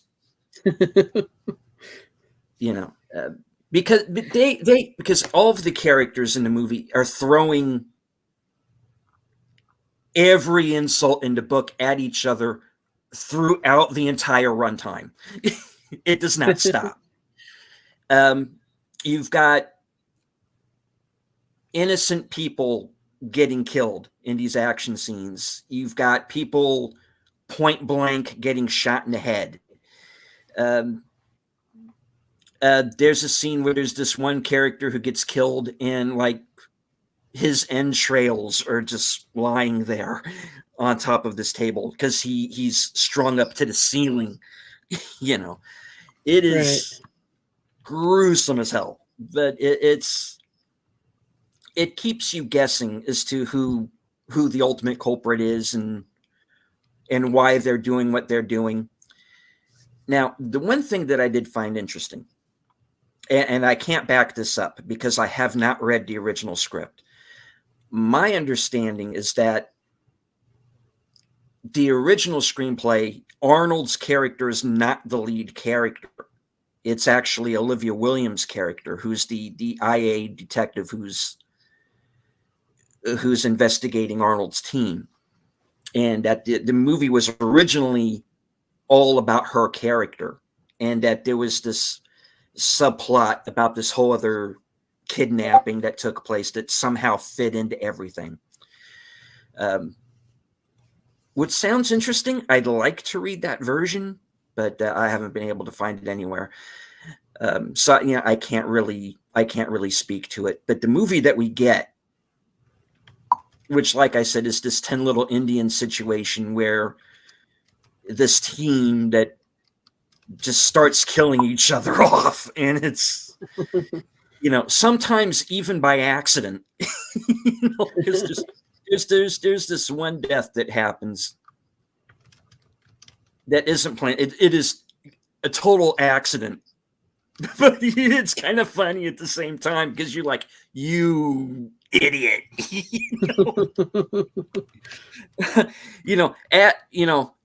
As Arnold says to one of the characters, I bet you feel pretty fucking stupid right about now, huh?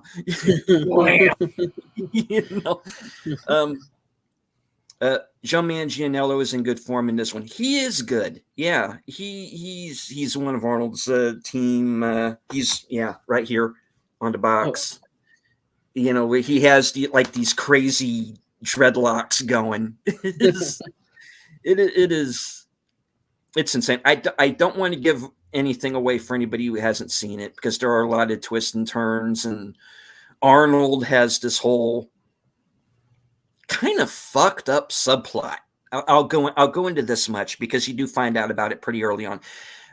The cartel that they got the money from, that they took the money from, afterwards they kidnapped his wife and I think daughter. I don't remember. It might have been his son. It's been a while since I've seen the movie straight through, but they kidnap his family and they basically make a snuff film out of his family. That's crazy. And he watches this videotape every night. Pretty messed up. Yeah, that's pretty crazy. I mean, the idea is that, again, without giving too much away, he's psyching himself up for something that happens in the third act. But it is so insanely over the top with the violence, with the language, that you can sit back and go, okay, because it's almost a cartoon. You can sit back and you can look at it, in that when you understand, okay, this is the tone of the movie, then you can kind of understand. But it's like I said, I have been trying to talk Nick Weiser into doing this for Toxic Tuesday because it is perfect for that show. I've never seen it. I don't think I've ever heard of it. So I don't know. I've heard of it because I do like some of David Ayer's stuff that I've seen. Mm-hmm. Fury was great. Greg, you still need to watch that damn movie. It's great. The Tax Collector, which is the Tax Collector. Yes, that was good. Also very good. That's his most. Shia LaBeouf chainsaws a guy to death in the first 10 minutes. Let's Oh yeah, yeah. And he was also the writer for. He was also the writer for Training Day. Yeah. Okay. But going back to Tax Collector for a second, since you've seen it, so you know what I'm talking about, is right after that scene with Shia LaBeouf where he's chainsawed the guy, kind of Scarface style. You have that scene where he's sitting outside the room and he has that look on his face like, I might have taken that a little far. I thought that was kind of darkly funny. Yeah, no, Shia LaBeouf's great He's in that movie. He was like, is. I mean, he's the type of dude who's like he'll like how do I explain it? Like he's just like he's the type of dude you don't want to mess with. That's like the simplest way I can say it. Like if you fuck up just like a little bit, he'll fucking kill you. Yeah. And yeah, he was great in that movie. It was a good movie overall. But Greg, you got to watch Fury with Brad Pitt. Shia LaBeouf's great in that movie too. He is. Yeah. And going back to Tax Collector, first 4K I ever bought. Oh, interesting. Really? Yeah. Nice. And that was because Paulie, Latino Slant, he suggested that one to me. So I went out and I bought it and I watched it. Great movie. Nice. I heard the movie because of him when I started following his channel, and just out of nowhere, like a few months ago, Best Buy just happened to have it on Steelbook on 4K, and I bought it. And I'm like, all right, and it was a pretty good price too. And I checked it out. I was like, yeah, this was good. The title was Saboteur, the Bat Saboteur. Sabotage. Sabotage. Or Sabotage. I don't know why I was thinking Saboteur. Sabotage. Sorry. Saboteur. Well, Saboteur would have been a good title because it does fit. Saboteur is a pretty badass name, though. Yeah. Okay. Yes, David Ayer directed this one, according to, like I said, I've never seen it or know. So there you go. Any final words before we move it over to Tom? No. All righty.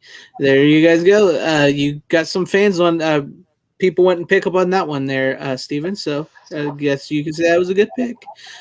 Tom, are you ready for your next one? Yeah, this next one is a movie that MVD just put out last week or so, and this is going to piss me off because mine was supposed to be here today. It's due tomorrow.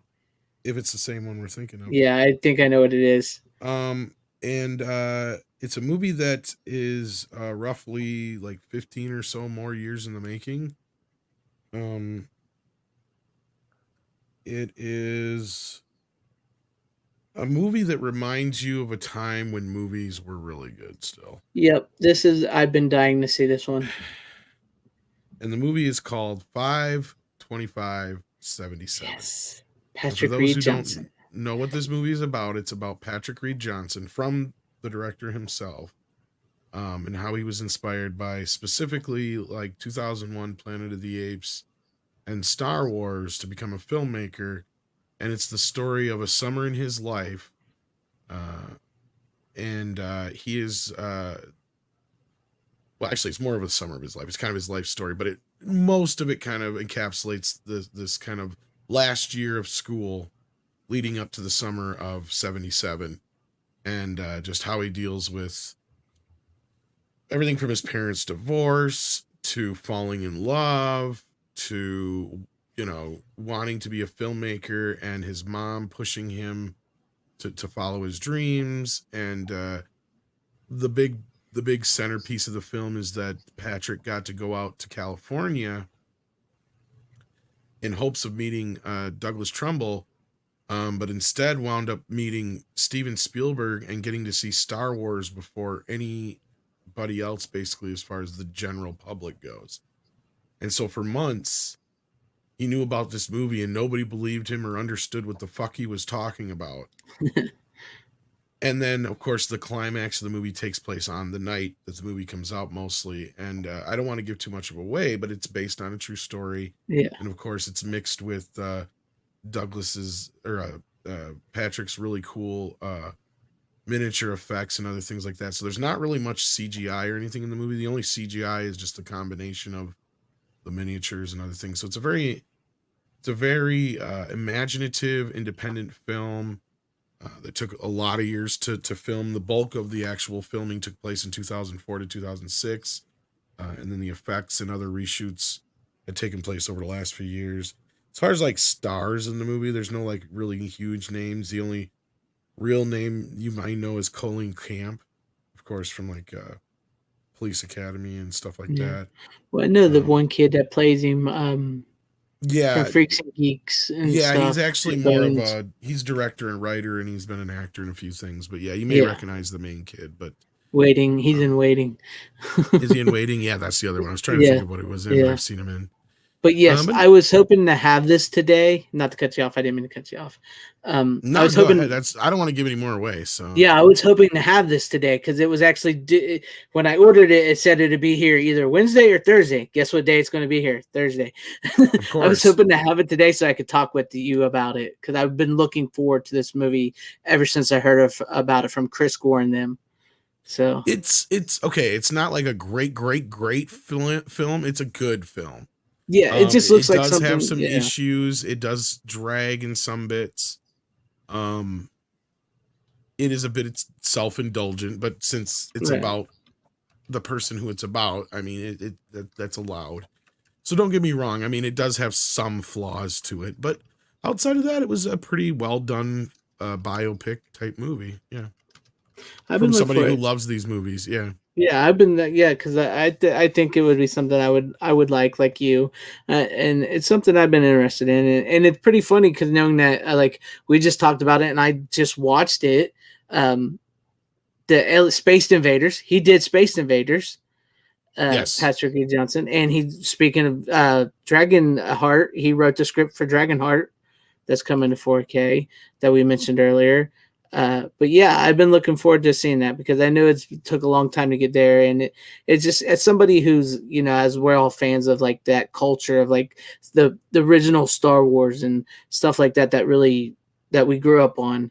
To see, I've been really interested to see how this guy tells the story, and I don't expect it to be Jaws too. I did forget to mention Jaws was another huge movie because like one of the funnier scenes in the movie because his mom like was really kind of it shows how his mom really nurtured his wanting to do these things, and but she gets pissed because he destroyed their fucking pool because he was making Jaws 2. And like, of course, he goes into this whole spiel of like, well, we couldn't shoot it in the lake because of this, that, and the other. So the only thing that made sense is to shoot it out in the pool in a tank in a controlled environment. And it's just it's kind of like it feels like one of those offbeat '90s independent films. Yeah, that's what I kind of when I saw the trailer, I kind of got to feel like it was like one of those type kind of movies. like a Dazed and Confused-ish kind of tone to it, but not quite that. You know what I mean? Like a Linklater kind of movie, very much in that tone, like the kind of stuff he does. I mean, yeah, if you know what I'm talking about, if you've seen like Dazed and Confused, if you've seen, I've seen him. Like I said, movies. Yeah, I was really hoping to think have of his first movie that he did, but I can't think of it now. The indie film, Slacker. Like, if you've seen Slacker, if you've seen stuff like that mixed with a little bit of like because like the effects are charming, like you can clearly tell that they're miniature effects and stuff like that. And sometimes the way certain scenes are put together is really janky, but you kind of overlook that after a while. It's just kind of stuff that you just kind of notice, but then you just kind of get into the story. It kind of just like flows.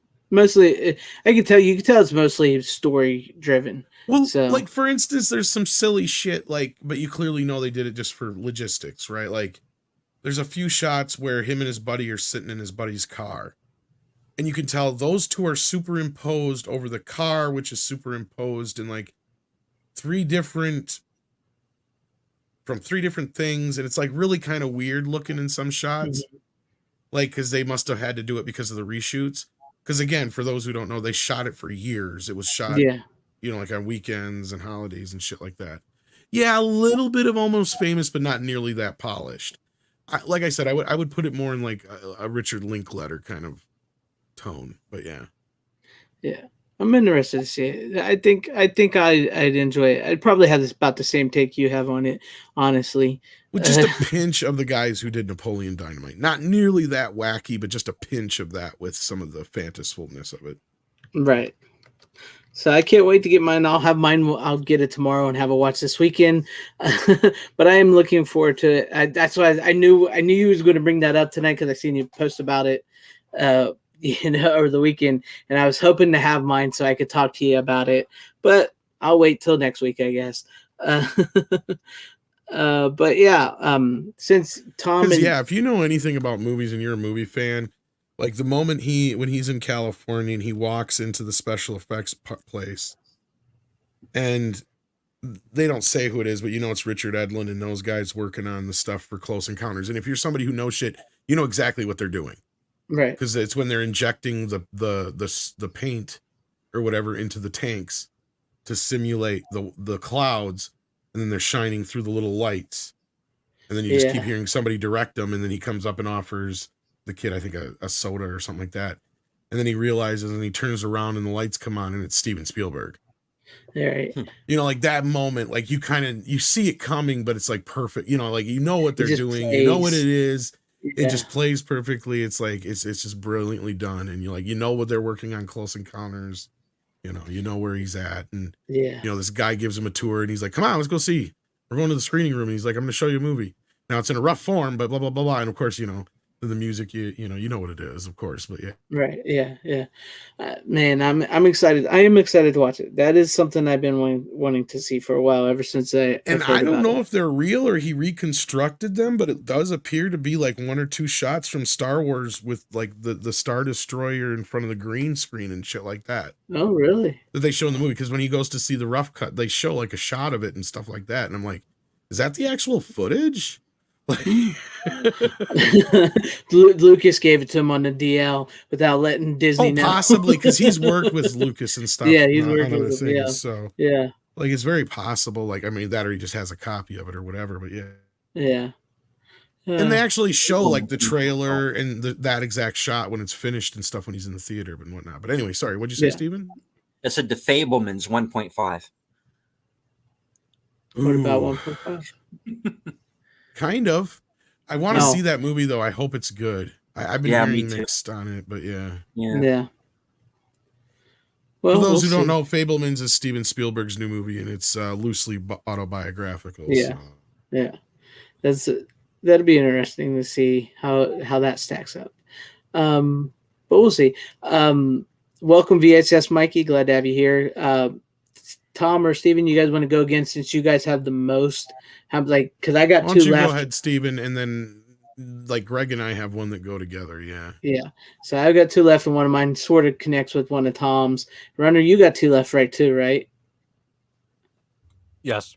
Okay, so we'll go back to you, Steven. So Steven and I should bounce back and forth, and then we should be good. Yeah. Okay. All right. This is from 2002.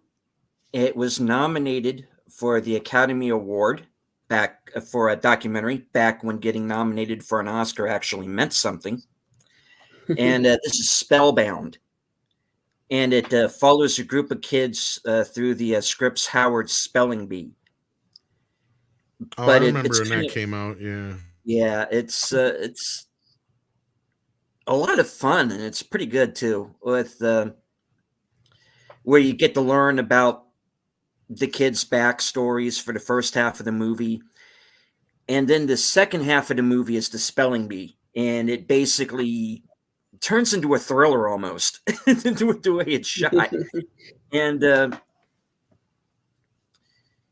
trying to guess which one is actually going to win. It's a very fascinating look backstage. I remember Siskel and Ebert pushing it big time back in the day. Yeah. That's the reason why I saw it eventually. But in fact, they do have it right up here, 2 thumbs up.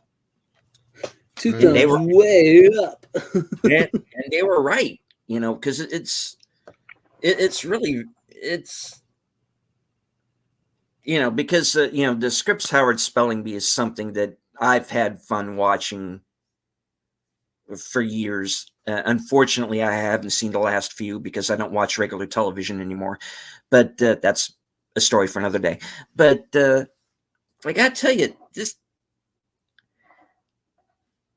I like seeing stories where children aren't, looking at their phones all day. They had goals. We had goals then. Remember those? This is also the last era where parents actually really had expectations of their kids too. Yeah. My kid was going to be somebody then. Now they're just, I ain't worried about him. Remember what Vince Lombardi said, if you lose, you're out of the family. Yeah, really. I mean, because, this is a movie where the parents are never more than 6 feet away from the kids, not in a helicopter kind of way. Yeah, no, but yeah. They are there to support them, to nurture them, to do what parents are supposed to do. And you don't really see that very often. And the kids themselves are really fascinating. You've got the kid that everybody thinks is like this country bumpkin, but he's super smart. You've got the inner city kid who isn't blaming other people for the fact that maybe she doesn't have as much money as everybody else. She knows she's got to go out and work for it. She's not out there begging. She's not blaming other people. You got the kid whose parents have these super high expectations for him, but he just wants to be a kid and trying to balance that out. And then you got this kid on the front cover here who's basically like a miniature Jim Carrey. He's hilarious, and following him through the movie, and then getting into the personalities of the people who actually run to be the older gentleman who's since passed away, Cameron, who's the pronouncer, he's a trip, Good night to Brian Barth. Hold on, I don't mean to cut you off. Sorry, man. Okay. Good night to Brian Barth. He's leaving, so have a good night. Go ahead, man. Good night, Brian. But yeah, I honestly, I don't know where this movie is available, if it is still available anywhere, but if you can find it, please get a physical copy, because you're not going to forget it. This is not only a good documentary, it's one of the best movies I've ever seen. Cool. Hands down. Cool. I love this. I watch this at least twice a year. I can't get enough of it. It's good. That's pretty cool. Yeah. Interesting. I like your picks tonight. You're very interesting because it's like very different than what we all usually bring. So that's true. We're such lowly movie fans. We don't watch these fancy pants like document. What's the documentary? My next one actually is a documentary. Well, there you go. There you go. Hey, look at that. Yeah. I'm kind of interested on this one myself. So yeah, I want to hear about this one too. This one was an exciting get for me. I thought it was only going to be released in the UK, but luckily I was able to cancel the order I had through the UK Amazon, since they got one over here in the US. I love these documentaries that are done outside of the studio system, because you usually get a much more realistic look at what it was like making the film, in this case, a TV movie, which is a rarity. There's not too many TV movies that live on in infamy, outside of maybe like The Day After Tomorrow or The Day After, The Day After. Roots. Outside of that, there's not too many that have really lived on. I mean, maybe a handful. It, though, is one of those that I would even argue is still probably more memorable, because like the remake even just kind of came and went. Yeah. Nobody really talks about the remake anymore, but I think because the second part didn't. Yeah, that second part of the remake. But anyways, go ahead. Sorry, Tom. But no, yeah, now, is it a perfect documentary? No. In fact, like I was pointing out to these guys before the show, my interview with Tommy Lee Wallace, the director of this, he actually talks a little bit more about some things that aren't even in this documentary. Like, they were actually looking at Malcolm McDowell to play to play Pennywise before Tim Curry came on board. But when somebody brought up Tim Curry, he's like, yeah, that's perfect. Right. But they do get into a lot of the stuff in this documentary that I agree with and I think is great. Like, there's some knocks at the new It movie. You really got to kind of listen to catch.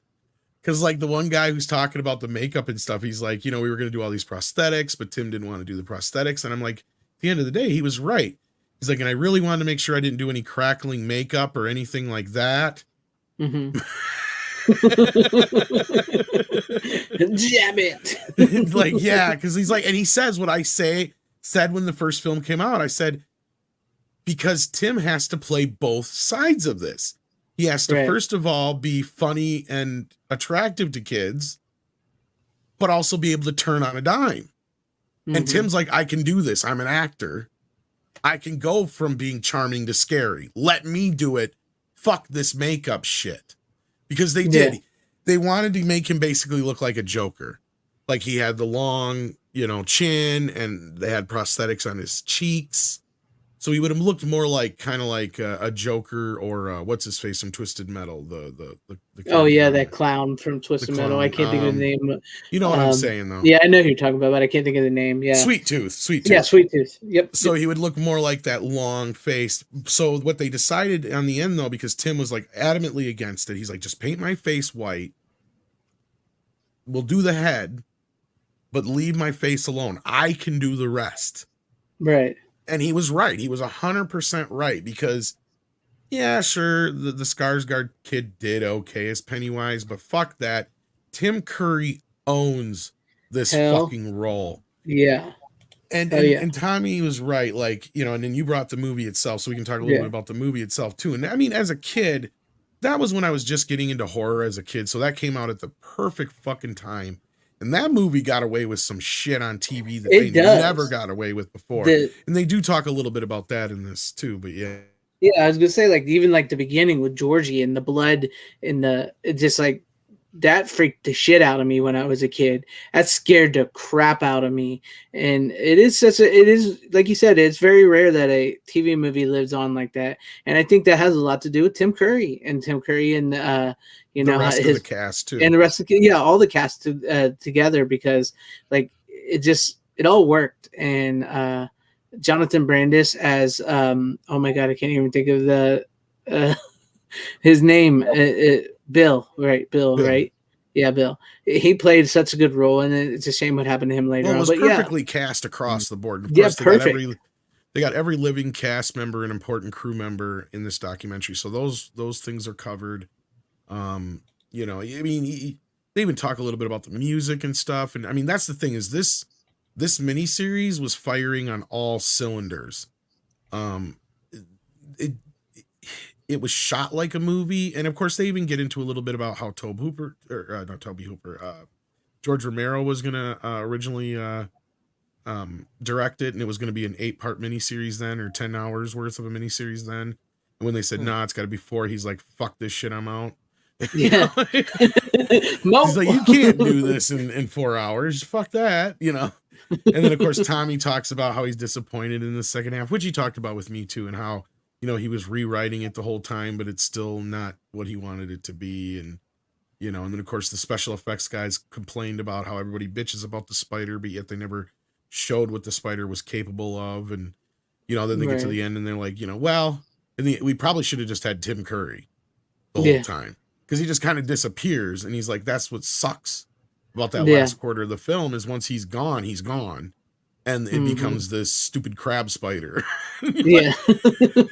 Which is probably where the new It kind of does better in that regard. I was just going to say, I actually thought the remake handled the second half better, but Tommy is right. You have to intertwine these stories. You have to weave them together like they are in the book, because the way they did it in the remake, I don't like. And there's payoffs in the remake that they don't have the setups for, that if you haven't seen this miniseries or read the book, you won't get necessarily. Yeah, personally, I think they should have just did like a 3-hour movie for the remake, like they did. Which I don't mind. I actually prefer the first part of the remake where they're kids. But the problem is, like, they tried to do like the whole, like, intertwine it in the second one with going back through flashbacks, and it just it just didn't work that way for me. But yeah, they definitely handled like keeping Pennywise in longer as it should be, and did all that. That part they you did did lose right. Tim Curry. But Tommy agreed with me, because I told him, I'm like, they didn't shoot the movies together. He's like, they didn't. Yeah. Because he had not seen it when I interviewed it yet. He's like, I got the DVD, he sent it to me, but I haven't watched it yet. I'm like, oh, really? So you haven't even seen it? He's like, no, I really haven't been able to bring myself to watch it yet.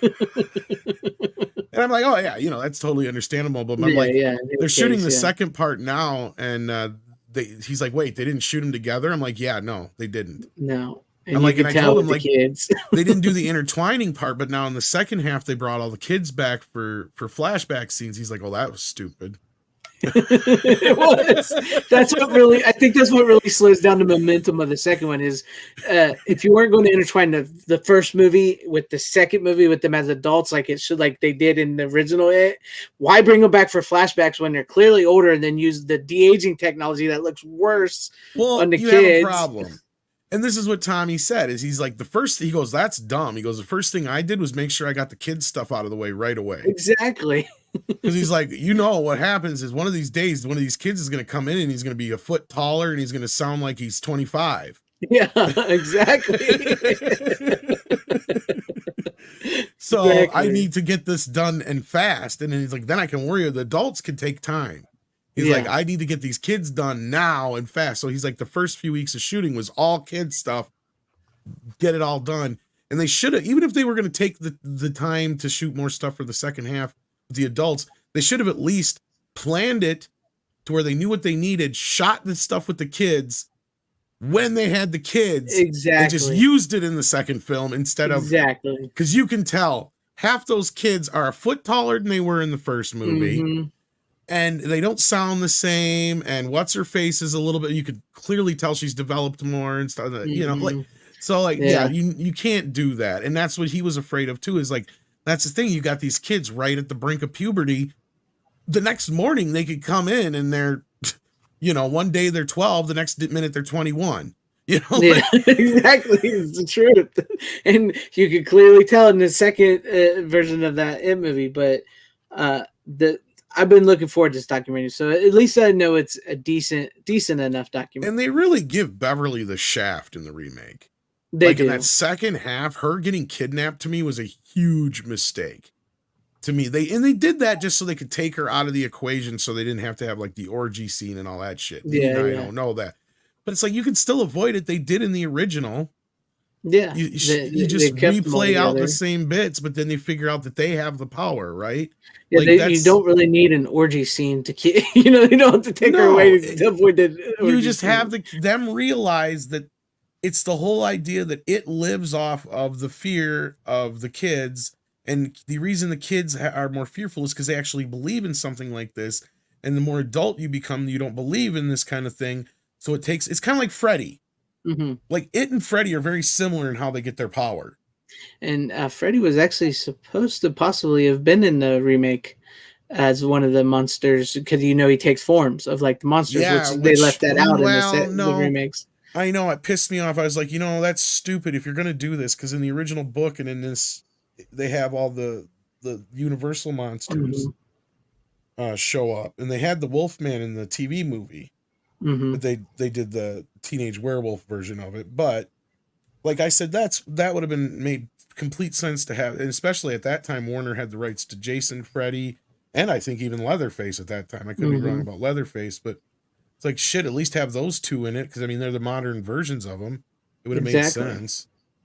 I could have sworn that they at one point they were playing in the background for fuck's sake. From what I've read, I think they actually were going to use a Freddy Krueger, because that's the whole point. That's why that's in the movie. Nightmare 5's in the movie, because I'm pretty sure they were supposed to. But they go see the Wolfman movie or whatever is in the original one. Yeah.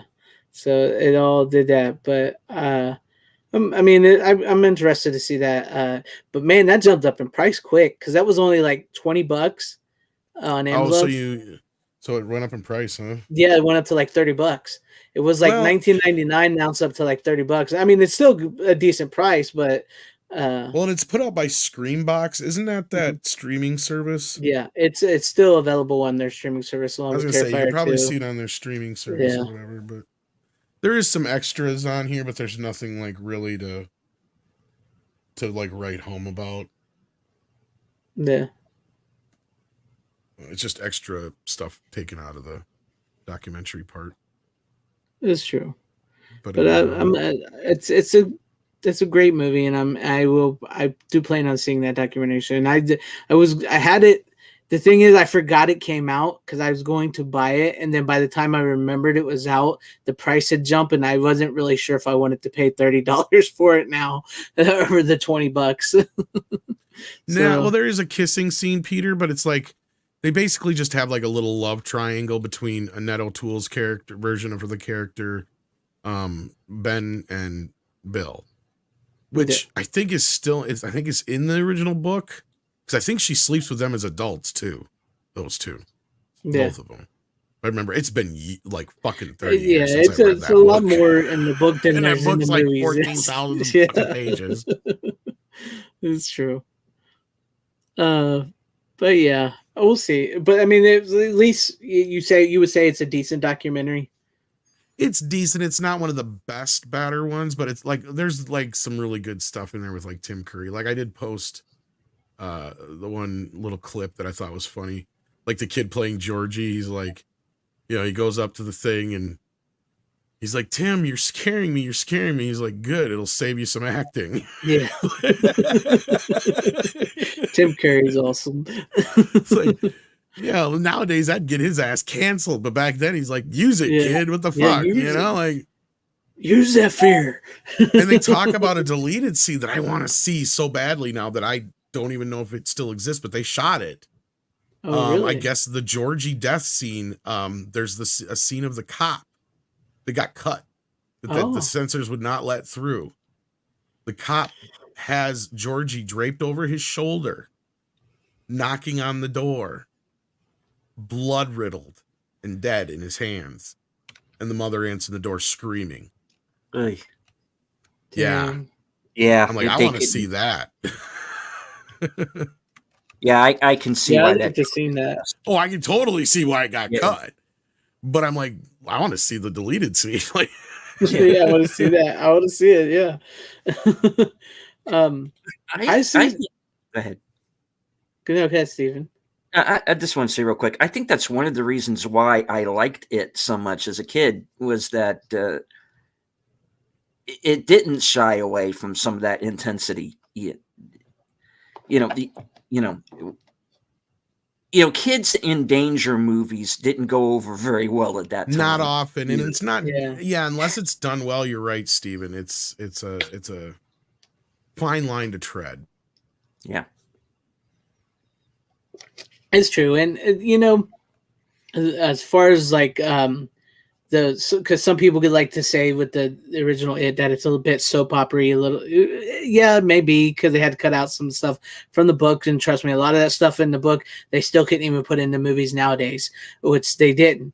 But it was actually really scary and very, very intimidating with them kids and stuff. So it was actually a very scary movie. And I think that's one of the reasons why it lives on past its TV miniseries, is because regardless of like the soap opera-ness, the love triangles and all that, it really brings about a very scary movie.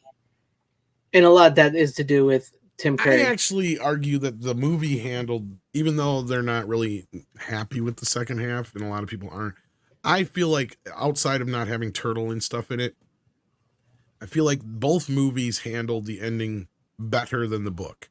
Because basically the whole idea, like I said, is that they just need to realize that to kill it, they need to get back to that fantasy element that only kids have, right? Like the whole reason that, like in this version that we're talking about now, they have what's his face, Stan, or not Stan, the other kid, the other little kid, Eddie. Like the whole thing with this is battery acid, you scum. Like that whole thing. Like he knows it's not battery acid, but it's the ability for a kid, the imagination, to believe it, and that's what kills it, is their ability to still believe in themselves like they did when they were kids, that they have the power. Mm-hmm. It is very like the whole Dream Warriors thing. I like that aspect, how they figured that out, and I didn't mind in the remake where they kind of just start taking away his power, by belittling him. By literally belittling him. I thought that was kind of cool. Like I don't know. I go back and forth. I know some people didn't like it, but I'm like, that's kind of clever. I mean, it was all right. I kind of felt like it was a little too easy, maybe, is what I thought. talking about the second one? Well, the remake, yeah. The Oh, remake, yeah, Readaptation or whatever you want to call it. I saw both movies, the remake in the theater.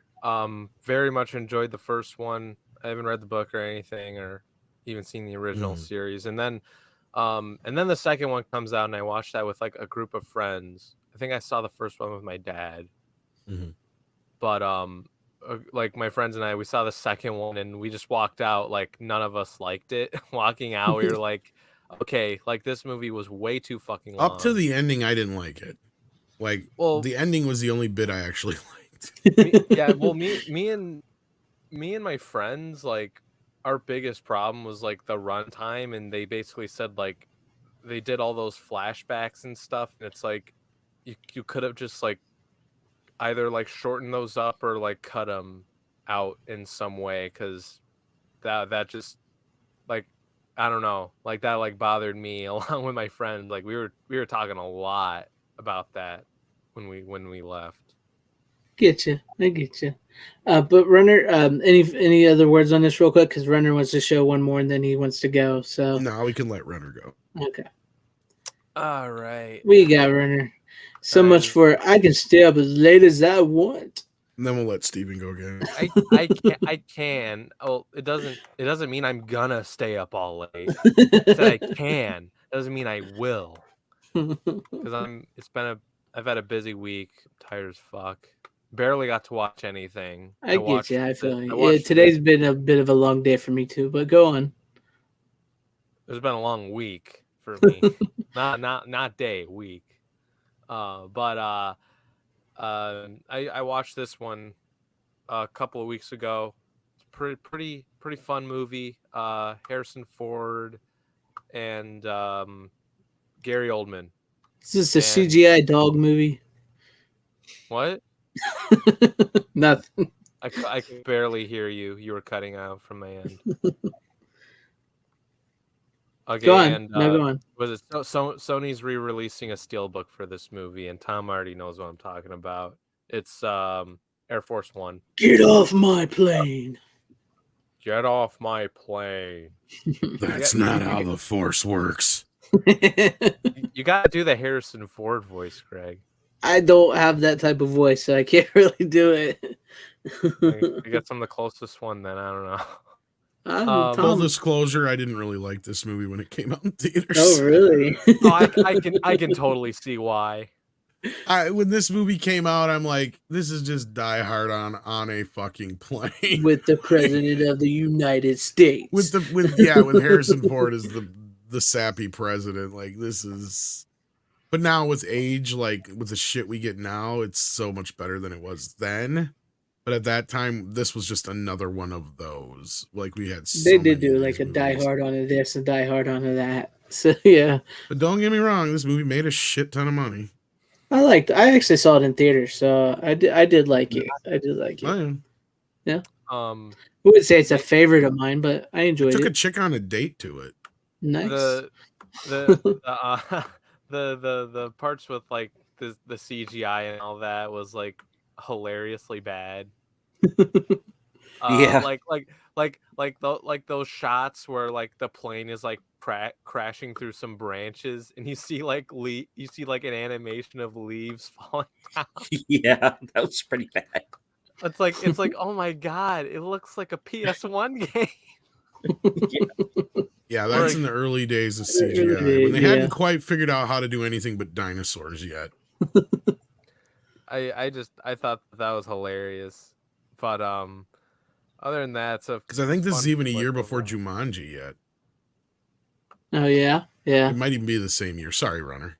Is it the same year as Jumanji? It's either the same year or the year before, one of the two. Okay, I mean I watched Jumanji when I was like really young. Well, and even Jumanji's not great, but at least it has a little bit better animals and stuff like. Yeah, I always Jumanji was 95, Air Force One was 97. Okay, so it's 2 years, and this one was 2 years after. Like, yeah, the CGI in this was not very good. Even at it wasn't. It was bad. Don't get me wrong. The CGI in Jumanji is not good, but like it's Yeah, but that's what I'm trying to say is like we had Jurassic Park and a few other movies that came out around the same time to where that like the CGI in Air Force One was like, oh no, it's bad. not good in Air Force One. It because was you're like, right. This came out the same year as fucking Men in Black. That's right. oh And Men in Black yeah, is leaps and bounds ahead Way of that. better. oh yeah. Well, Well, I you mean, know they what's spent their money on Harrison Ford and Gary Oldman, so Yeah. you know what's funny? Literally like the three movies you just named, was it Jumanji, Air Force One, and then was it Men in Black? I'm pretty sure they're all Columbia, right? No, well, those first two are Con Air or wait, what did you say? Jumanji? Yeah, no, they are. They're all Sony. I'm Yeah, not. I'm Con- not. I never said Con Air. No, I know that wasn't because it was no, on the Dan screen. Blackwood said Con Air had better Yeah, I CGI than I still need to Yeah, watch all three Con of those Air. were Sony. Yes. yeah. But I think ILM did the effects for Jumanji and Men in Black, as opposed to I have no idea who fucking did the effects for Oh yeah, the Air effects Force are One. like the Let's yeah, be the real, they effects. should have been miniatures. It looks really fucking bad, and they didn't do anything that couldn't have been done in miniatures. And at that point, they had Yeah, really right. figured out how to do plain miniatures and stuff really well. Like yeah, like I agree about the miniatures thing. Like that would have worked really well. You didn't have to do this video game looking type shit with the movie. Like that was like, I mean, I didn't hate it. I just laughed at it. Like that. Like I just laughed at it. Like it was so bad. It was funny. But overall, cutting the CGI out, it's a fun movie. Yeah, I could it's not definitely see bad. why. I could definitely see why someone like Tom wouldn't like it at first. I enjoyed it. It always cracks me up that I remember whatever reason it is. I always remember them saying at the time of its release that Bill Clinton watched this movie 5 times in his home theater in the White House. So Oh, he I really did hear loved about it. that. Yeah. So I think I heard about that at one point. That's funny. I think that was just something they kept trying to put up there because of I don't know. But I remember that. But I do remember liking the movie. It's been a few years since I've seen it, but I do remember liking it. I did see it in the theaters, so That's cool. maybe I'll get that Steelbook down the line or something. Yeah, because isn't it gonna have wasn't it like Dolby Vision or something? Yeah, I think they're adding something to it. Because they're doing the same thing for Zorro and Groundhog Day. And I don't have those two movies on 4K, so I'll wait for the Steelbook.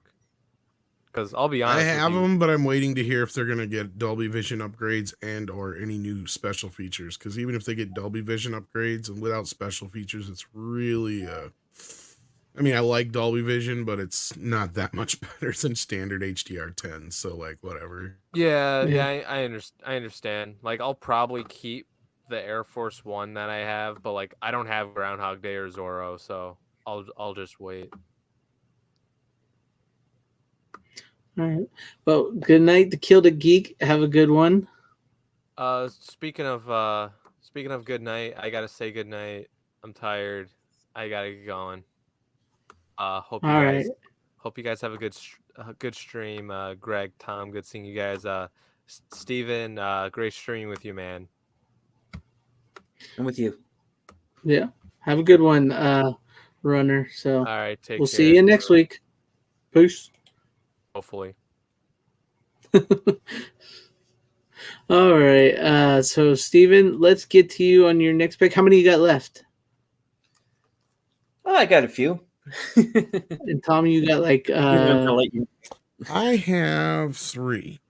3. So I have 1. So you do your I think 3. It's Steven's turn, I think. Yeah, we'll do you, Steven. So just do 3 more, Steven, like to match with Tom, and then I'll do my 1. Okay. My next pick is David Cronenberg's Existence from 1999. I haven't seen that in forever. Jennifer Jason Leigh, Jude Law, Willem Dafoe, Ian Holm. and it's about a game designer who is so enamored with this virtual world that she's created that she gets trapped in it. Her and everybody around her, basically. It starts out where they're testing Jennifer Jason Leigh's new game, and you kind of know things are not exactly on the up and up as it is, because the game controller they're using is basically almost alive itself. It's sort of half game controller, half frog. It's Cronenberg movie, folks. And there's an assassin in the crowd. She gets wounded. A couple of people get killed, and this fellow who is supposed to be her security guard, even though he doesn't seem to know it, is Jude Law. He whisks her away, and there's basically this conspiracy both outside and inside the game to kill her. All right, here's the thing. It's a world where basically film no longer exists. Nobody does anything physical anymore. They just do So it. it's 2022. Yeah. This movie really was ahead of its time. Actually, quite a bit. The more you think about it, huh? Yeah. Yeah. This is David Cronenberg 20 years ahead of his time. And Wait, are we talking about Videodrome? Or which one? Existence. Oh, but Videodrome kind of fits in. Existence. I stepped away for a second, so I didn't see which movie you were talking about. Sorry. And well, I mean, basically, the idea is Jennifer Jason Leigh's character is so enamored with this virtual world that she's created that she can no longer function in the real one. And the trouble is that everyone else who plays this game, it sounds like 2022, man. Yeah, they start to share her psychosis, for lack of a better phrasing, and she pulls Jude Law into this virtual world where there's conspiracies and assassins and people trying to kill them and basically not knowing which way is up. It got a lot of comparisons to The Matrix, but I think it's better than The Matrix in a lot of ways. Certainly more focused, and it didn't have 3 crappy sequels after it. Shots fired. Shots fired. Oh, that 4th one's so unnecessary. But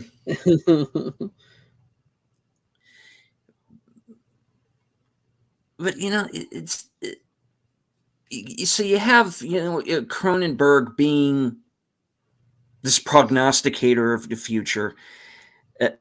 Once again, I almost don't know how to describe this movie. Because not only do you have this game console that is itself alive, it is a being. It is a living, breathing being, and she treats it like a baby. She even says it at one point when it starts to break down. My baby's dying. Woman, it's not a child. It's a thing. It's just a game console. You built it, but it's the fact that it's made out of these amphibian parts, it does become to her real. There's another scene in the movie where they get a hold of a thing called a gristle gun, which fires human teeth as bullets. It's messed up stuff, but it's great. It's Cronenberg. It's Cronenberg. It's body horror to the max. It's, that whole thing of being, penetrated, for lack of a better term. You got people shooting each other with, teeth bullets. To play the game, you have to physically be plugged into it. Like these people get these, they call them bioports in the back, and you hook the game console up to yourself, this port in your back. And the whole bit of Jude Law not wanting to do it, and the fact that he's kind of ostracized for the fact that he doesn't have one, and and he's treated like he's the freak. What? You don't have the eye mind physically implanted in your own brain? What the hell's wrong with you? Yeah. But in the fact that once people go into the game, they no longer are in control of their actions. They're in control of what the game wants them to do. And so, like, you don't want to shoot the waiter, but your game character wants to do it, so you do. He's too nice, I won't do it. Can I get you anything else? Yeah. Blam.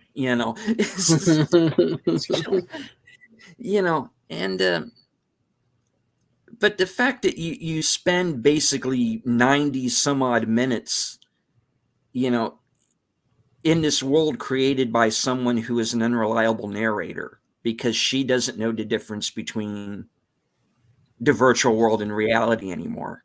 And right. She drags it, literally by the end, drags everyone around her into it. It's kind of like an AI version of Shivers in a lot of ways. Because it's this sort of uncontrollable urge. You don't want to play, but you want to play. And once you're playing, then you got to do what the game tells you to do, because you are no longer in control of yourself. There's a line towards the end of the movie where someone asks, "Are we still playing the game?" Because he doesn't know. Because he's not sure. He does not know if he's in the real world or if he's still in this virtual world. And, and it is very much like today. You've got these, and I see them every day, these kids, they're looking into these phones. Again, looking into these phones. And they can't do anything for longer than 2 or 3 minutes without having to look at the phone. Yep, I know that. There's a line in the movie where, Jude Law says, why don't you just make a game where people go skiing? He says, nobody physically skis anymore. They virtual ski. They don't go out. No.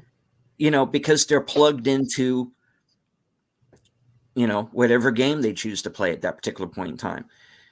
And it's got some pretty gruesome violence in it in places. It's not through the whole movie, but it's there.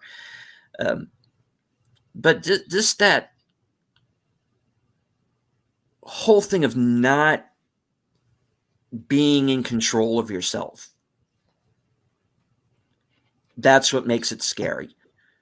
And right. the fact that you're so... the deeper that you get pulled in to this virtual world, the more you come to like it. Right. And it does become this addiction. And in the end, not knowing, not only not knowing if the Matrix, has you or not, by that point, you don't care. Right. And that's the scary thing. And welcome to the world we live in today. And by the end of the movie, it's not resolved. You don't know for sure. That sounds a bit like a virtual Shivers. Yeah. Nice. Is it only on DVD? Is it out on Blu-ray or anything? I think that there is a Blu-ray. I'm not sure. I think it's one of those deals where, it's on with 6 other movies or something. One of those type But, of, yeah. I get yeah. you. But I still have the DVD from back in the day. That's Hang cool. on. That's cool. That's cool. Good one. See, that's why I said I like your picks because you're bringing stuff that we don't know or seen or it would bring. So I like it. Tom, are you ready for your next one? Sure. I thought I might do myself the honor of checking out a movie that people said was one of the worst 4K releases ever. And since it was on sale for Black Friday, I'm like, fuck it. Let's check it out. And that was Inglourious Bastards. And there's my old Blu-ray of it. And I will say, this Blu-ray is getting a bit of a bad rep. And I'll tell you why. Yes, it is clearly it's not probably fully 4K, but I believe it would be the DCI interpositive, which is a bit more than 2K. So it's kind of like mid-ground. Because there is a bit more resolution. There's a bit more color than the Blu-ray. I don't see the edge enhancement or anything that people are talking about. What I do see is some jaggedness, which is the limitations of the scan at the time they probably did it, which, I mean, this movie is an older film at this point now. I mean, it's not brand new. I mean, it's 2009. So, I mean, it was likely edited and finished on the Avid at the time. So right. It probably had a digital intermediate. Does it need a rescan? Yes. But is it worth the $10 if you can get it for 10? Yes. And I think it's getting a bad rep, especially compared to things like Planes, Trains, and Automobiles and some other movies that are out there that really are horrible looking. So yeah, in that respect, because I did compare it back and forth with the Blu-ray, and the other part of it I said is I just think it was at the time just a really good Blu-ray transfer. That's why. I mean, because comparing it to the Blu-ray, it's a really good Blu-ray. It doesn't even have a lot of the issues that standard Blu-rays had at that time. So, I mean, I think that they just did a really good job with the transfer to begin with.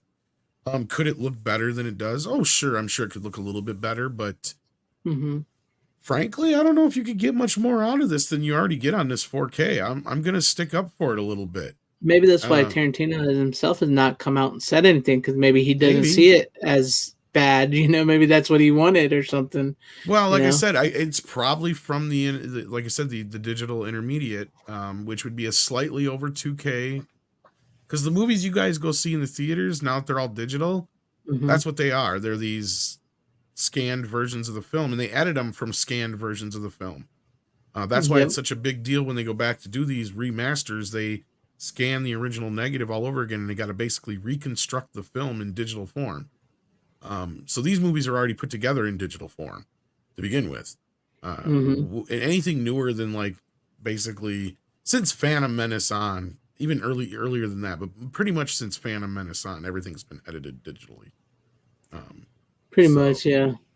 It sucks. So, I mean, is it, like I said, is it like reference quality? Is it great Blu-ray as far as 4K? No. But is it serviceable enough? Yes. Is it better than the old Blu-ray? Marginally. But that old Blu-ray looks amazing as it is. So there's not much more you can pull out of this. Yeah, like you can clean it up any more than it already has been or whatever. Well, and it already is coming from the negative. Sure, it's not a full-on 4K resolution scan, but there is a bit more resolution. There's a bit more heightened color in the 4K version. Like I said, like even in the opening scenes, like you can see a bit more resolution as far as like the backgrounds are a bit more hazier in the Blu-ray than they are in the 4K. You can kind of make out a little bit more of the trees and the hills, a little bit more solid color and whatnot. And I don't see the edge enhancement people are talking about. I don't. So I in that respect, and there's no DNR on it or anything. There's no need for it because it's a straight digital scan from what it, from 2009. So I mean, as far as that part, yeah, I could believe that this is a 2009 scan, but other than that, that's not old enough for me to where they probably figured they needed to go back and rescan it. That's why. I get you. But Well, I'm not saying they shouldn't. yeah. But I do think maybe, I have not seen it, so maybe that's what, like you said, why so many people got down on it was because the Blu-ray was just so good, so maybe. As far as the movie goes, Yeah. Not my it's favorite, fucking but it's Tarantino, fun. but yeah, it's up Yeah. there it's not up there in the top 5, but it's a good film. It gets better every time I see it, kind of thing. That's the thing with Tarantino. Yeah. Um, And Christoph Waltz, he's just like steals the Yes. movie. Yes. He's just one of those That's a like you hate that motherfucker bingo. by the end of that movie, and you're just Is sorry. that Go how you ahead. say it? That's a bingo? Yes, that's a I'm bingo. pretty sure you just say bingo. It is because he like really steals the movie. He's like he makes you hate him so much, but in the process of making you hate him, you're like this mother can act his ass off, and he gets Tarantino, and it's just it's a good one. Yeah. It's a good yeah. And then of course you got Brad Pitt and the rest Yep, of the Brad cast. Pitt, It's great. yeah. And a strong female character in Shoshana Mhm. and or Shoshana, how you say Oh, her name. but Tarantino doesn't like strong No. female characters. No, never. That's why he put down Marvel. So We're in the business of killing Nazis, and business is good. yeah. That's a good role for Brad Pitt too. It was really good. Yeah, the Apache. It was a good one. And I guess, like I've said before, I love Quentin Tarantino's like warped, happy endings that aren't true, but they're like comforting. Like with this and Once Upon a Time in Hollywood, I like how he still manages to keep it true, but also changed historical endings. Django is actually along with that, and he calls that his revisionist trilogy. Yeah. Yep. He calls that the realer than real world is like those type of movies. His revision. In another interview, he once said that these are the movies like these Kill Bill are the type of movies that his characters watch in their movies. That's what I was talking about last week. Yeah. Yeah. He's like you said, like Kill Bill, anything that he wrote, like True Romance and Dusk Till Dawn, those are the movies his characters go see, because there's like two Quentin Tarantino universes. There's the realer than real world, and then there's those. So yeah. Yeah. And they kind of cross over with the in a weird way with Once Upon a Time in Hollywood, but yeah. That's what I was saying. Like when I brought on Reservoir Dogs, it was I had forgotten that there's lines in Reservoir Dogs that are exactly said almost the exact same way, and From Dusk Till Dawn, which was I kind of like clicked, and I was like, oh, I didn't realize that. It's interesting. And I also watched. Of course, I should have brought the Blu-ray just to bring it, but on Netflix, I watched Hateful Eight. Oh yeah, the extended cut. Nice. I've been meaning to watch a yearly tradition with me now since it came out. I've been meaning to watch that extended cut. I haven't still yet to see it. What's great is I'm watching it this time and I realize Kurt Russell's just doing his John Wayne, Jack Burton bit again, basically through the whole movie. Nice. This here's Daisy Dahmer go. Nice. I agree with you, Random Brad, man. It is really good. Oh, I know. I'm going to watch it again. It is so good. And the thing is, he said he doesn't even think that's his best film. And he says that about every movie when it comes He says that, yeah, he says about everyone. But who wants to you want to go again, Steven, and then it'll go to me, and then we'll close it down. Is that how we're going to figure it out how to do it? I got one more left. Oh, you got one more. Okay. Then we'll go Steven, you. Or I can just talk about it because I brought it up, Django. But yeah, go ahead. Bring. I mean, that's the thing is I'm getting on my Tarantino kick because we got Pulp Go ahead. Fiction coming out next week. The only thing that upset me So, about of Tarantino course- was that he doesn't like 80s cinema. That was the only thing that pissed me off about him. Well, he admitted it's better than it is now. I mean, he's Yeah, right yeah, in yeah, yeah. certain aspects of it because it is like he isn't wrong. That's the thing is he isn't wrong in the things he's saying. Like the 80s did become like the corporatized version of what the Mhm. 70s were. But he also admits you had movies like Back to the Future and shit like that that are perfect fucking movies. And of course they're 80s films, right? So like, you know, there was some good stuff in the 80s. It was just comparatively to the 70s, like the experimentation of the things that brought us like, you know, Godfather and Jaws and Star Wars and stuff like that was not the same in the 80s. Right. But you brought Django Unchained. Yeah, I just figured we might as well finish off the Tarantino talk because, like I said, I'm getting prepped because For my Pulp favorite Fiction. Tarantino film comes out next week, Pulp Fiction, of course.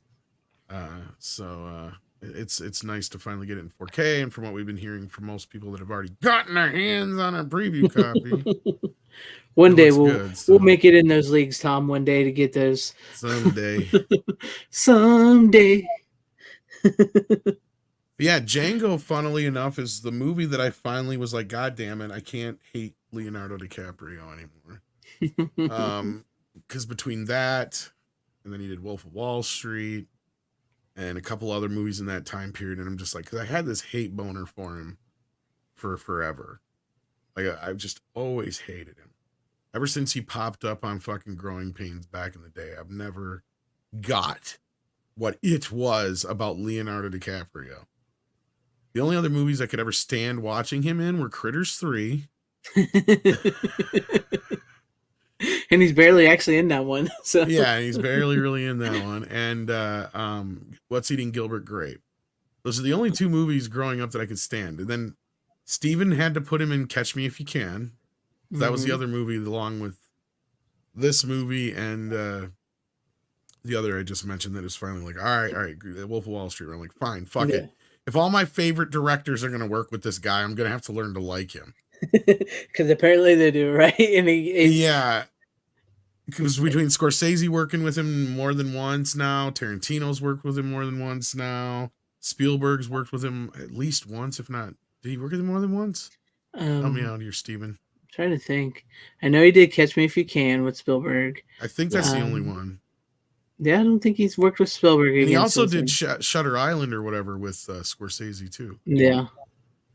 He's pretty much Scorsese's De Niro now. From I like still Yeah, can't believe yeah. he out of all those. Basic Honestly, movies on. out of all those movies, the freaking Bear movie is what got him his Oscar, and that's not even the best movie I of all hate those that movies. movie. It looks gorgeous. It's an interesting story, but it's 10 years too long. 10 years too long. I love that. It feels like 10 years when you're watching this movie. It's like, come on, something happened.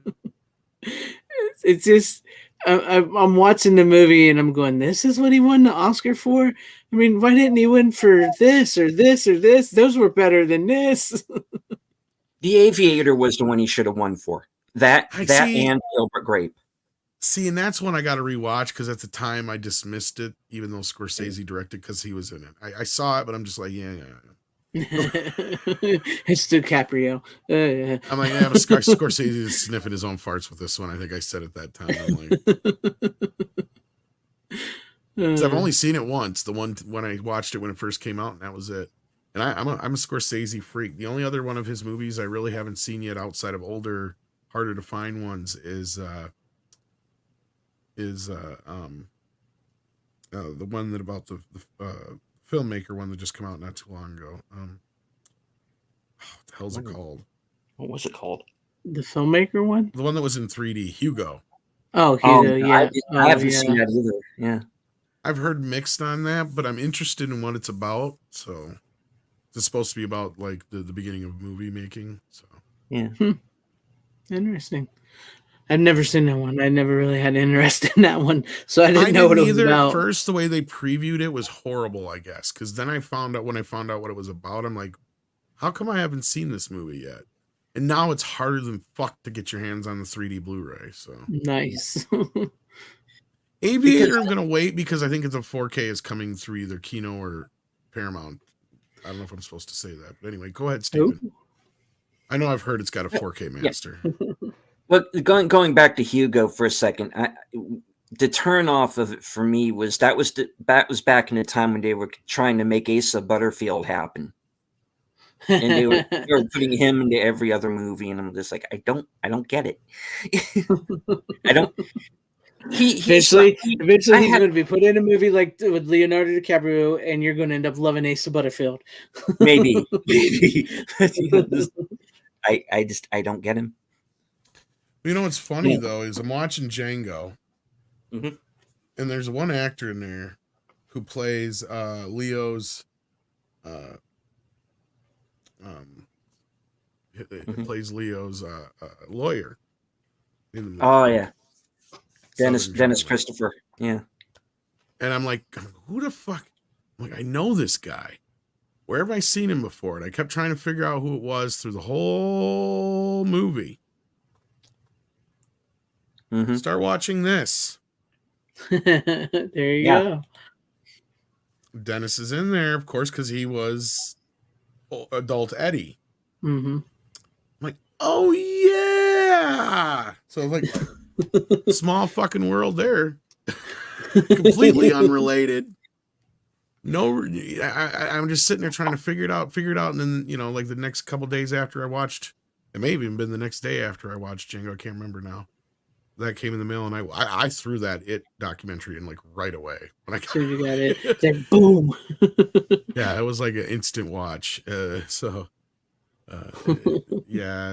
it's like, and then I'm like, oh my God, that's him. I'm like, that's who it was. I'm like, I know I was trying to figure out who the fuck that was. But of course, my favorite bit in the movie has got to be the scene with Don Johnson. And and of course the hood scene with God damn it, I can't see out of this thing. Yeah, I think we should all agree that next time we'll do it with the hoods, but this time we'll do it without. God damn it, that defeats the whole fucking purpose.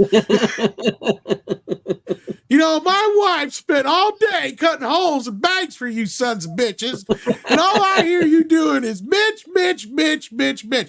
Don't you ever ask me and mine for nothing. Look, we all get it. The idea of the bags was a good idea. It's just not executed well.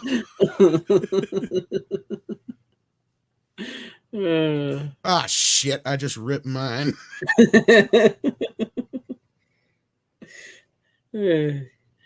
a good one. That's a good one. But I love it because when people are like, oh, he's a misogynistic racist, it's like, really? You got Django, you got fucking, you know, all the female characters he has is not only that Jackie fucking Brown. I mean, come on, give me a break. He can capture the real world, and I think that's why they hate it. Well, not only that, he knows how to make characters you want to see. Yeah. You know, Django is the perfect, it's a fantasy character. Of course, at that time, of course, you're not going to get this, you know, black man who is able to do what Django did in that movie, but it's a fantasy, right? Like it's part of the charm of it, right? Same thing with Inglourious Bastards. Sure, we know that Hitler probably didn't go out like that, but we sure would like to believe he did. Right. You know, I mean, that's kind of the whole thing. Is like it's fun, and the same thing with the Manson thing. You know, we would have liked to have wished Rick Dalton was there that night. Yeah, you know, like to seen her survive, and then had the Brad Pitt guy. I could take him out. That would have been great. But I get where you come from. You. I'll know you. You was right. Horse. You were that feller on the horse. As funny as that's Elvis. So yeah. It is. Yeah. It's the kid. Well, not only that, one of those kids, the one that left and took off with the car, that's Uma Thurman's kid. Yeah, she's in Stranger Things. Yeah. But we'll probably talk a little bit more about that next week. I plan on watching that just before Pulp Fiction gets here. So There you go. All righty. Steven, you want to go ahead and show you one more, and then I'll go to my last one. All right, and this one is Tarantino adjacent. There you go. See, that's how it's done, Runner. Exactly. That's what I said. I brought a Schwarzenegger. He brought Schwarzenegger. Just, come on, man. All right. Quentin Tarantino once had the Rolling Thunder video collection.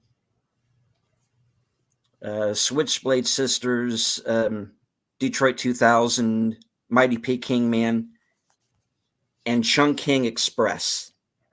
This is the obviously the Criterion Edition Blu-ray.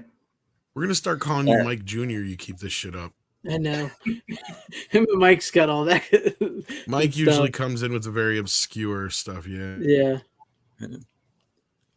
This is written and directed by Wong Kar-wai.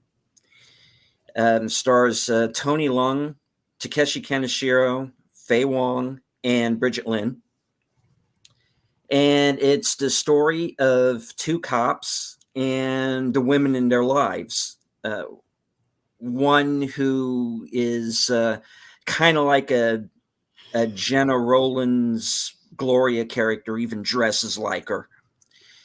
And the other one, who's Faye Wong's character, breaks into Tony Leung's apartment to clean it. You know?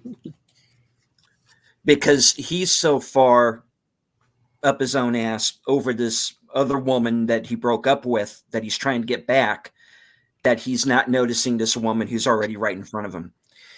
It's really very funny. You have this one really serious storyline going on, you know, with Kaneshiro and Bridget Lin, which is this kind of dark, you know, gangster movie type plot line that you would expect.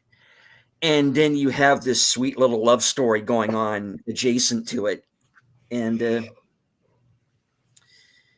you know, it came out around the same time Pulp Fiction did, and plays kind of like a Hong Kong version of it, you know, where you have these, you know, intersecting storylines throughout. And it's really, it's charming. It got to me. It's one of those movies, one of those rare movies where I'll watch it the first time and then I'll turn right around and watch it again. And I must have watched this every day for a month when it first came out. Nice. And you will never hear the Cranberries' Dream Song the same way again after you see this movie. Because you're just going to think about, you know, Faye Wong in Tony Leung's apartment dancing around to it. And in the version that's in the film, she sings. Because she was known primarily as a singer. She was kind of like, and here's another reference to earlier, she was kind of like the Madonna of Hong Kong, as far as name recognition was concerned at that time. So, yeah, I mean, it's one of those best of both worlds movies, because you get this kind of dark action movie where nobody wins with the one couple, and then you get this really sweet, you know, love story with the other two. And and they all wind up at the Chungking Express, which is this kind of hole in the wall restaurant that the cops like to stop in. And it's an interesting movie. It's one of those movies that makes you want to go out and make your own movie, because it looks like they just went out in the middle of the street and shot it, because they did. You know, it's one of those movies of, quick, we got to get this shot because we don't have permits. You know, we're firing guns in a part of town where the cops are going to come and get us, so we got to do this fast. You know, and it does have that energy to it. At the same time as Chungking Express, Wong Kar-wai was making a movie called The Ashes of Time, which was this epic, sprawling movie about these two swordsmen, one who's an amnesiac and one who's blind. And they're brothers. But since one is an amnesiac and the other one's blind, they don't know. That the guy does. They don't realize that. Yeah. They're talking. And with the extra added twist of the fact that they were both once involved with the same woman. Dang. So that figures in. And they were so when she's with the one brother, she's like, well, you remind me of this guy I know. I can't quite put my finger on it. But because she doesn't know they're brothers, and he doesn't know she's talking about his brother. and they're both being chased by the same posse for different reasons. You know? So it's like, they're after me, stand back. No, I'll deal with them. They're after me. You know, so there's a lot of that. But anyway, long story short, Ashes of Time took a couple of years to make. And Wong Kar-wai was getting to the point where he was starting to get, he needed to get his creative juices flowing again. And he says, I'm going to stop this movie. I'm going to stop filming on it. And I'm going to go off and make this kind of smaller scale movie. And that was Chungking Express. And it worked because he finished Ashes of Time. But I got to be honest with you. I think Chungking Express is far better. And it's more relatable. And Ashes of Time, in the way I described it, it sounds like a lot of fun. But it really does kind of meander after a while. It kind of doesn't really go anywhere in the end. Yeah, Chungking Express puts you in it. You know, you're in the streets with Takeshi Kaneshiro and Bridget Lin. You are when Faye Wong's dancing around in the apartment, you're dancing in that apartment with her. It's just, it has this energy to it that most movies then didn't have, let alone now. Right. And so that's one of the reasons why it stuck with me. After all of this time, after, God, probably near 30 years. Mm-hmm. And it's It's very, always fun when you find a movie like that. Yeah, it's another one of my personal favorites. And I know I'm kind of picking out some eclectic stuff tonight, and maybe going away from the newer movies, but that's when you kind of realize that I'm all over the place when it comes to movies. You know, I'm somebody who can watch Alligator one night, and then I'll watch a Chungking Express the next night, and then I'll watch Friday the 13th, and then I'll watch Schindler's List. You know, it's just, it's whatever I'm in the mood for. Exactly. At the time. And the shame is that I have to go back 30 or 40 years because most of the movies these days don't measure up. No, they don't. The new movies are not any good. I'll give you that much. But interesting pick. That's, like I said, that's why, you know, I like that you picked stuff that we normally wouldn't bring here to the show. And this is, you know, this is the physical media show. It's to showcase whatever physical media you want to show. So if it's different, it's different. We all have different tastes. So I liked your picks tonight, man. Thank you. Yeah. And now to move on to my final pick,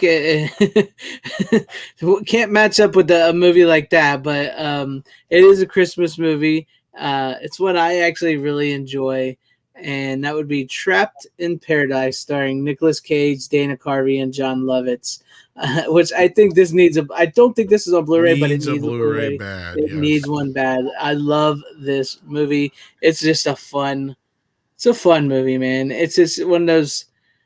Nicolas Cage, his brother, or him, John Lovitz and Dana Carvey are brothers. John Lovitz and Dana Carvey are getting early parole, and Nicolas Cage is trying to turn his life around, and they trick him going into a small town to rob this bank, and they cannot get out of the town of perfection. It keeps bringing them back, and they meet all this the cast of all the people that live in the town, and it's a really great story. I love it. I think it's a bit undersung. I know it was a flop when it first came out, but I really enjoy it. I think it's a really fun Christmas movie that I like to watch from time to time. If you've not seen it, I do actually saw it in the theater, so it wasn't my fault. So Tom did his part. That's right. So do you like it? Because a lot of people don't really know the movie when I bring it up. Sometimes they don't have no idea. No, I like it quite a bit, actually. It's a funny film. Love the cast. Love the storyline. It's pretty classic kind of. It's like classic holiday like 90s. A Frank Capra kind of movie-ish, or whatever you want to call it. Very much in that kind of a tone.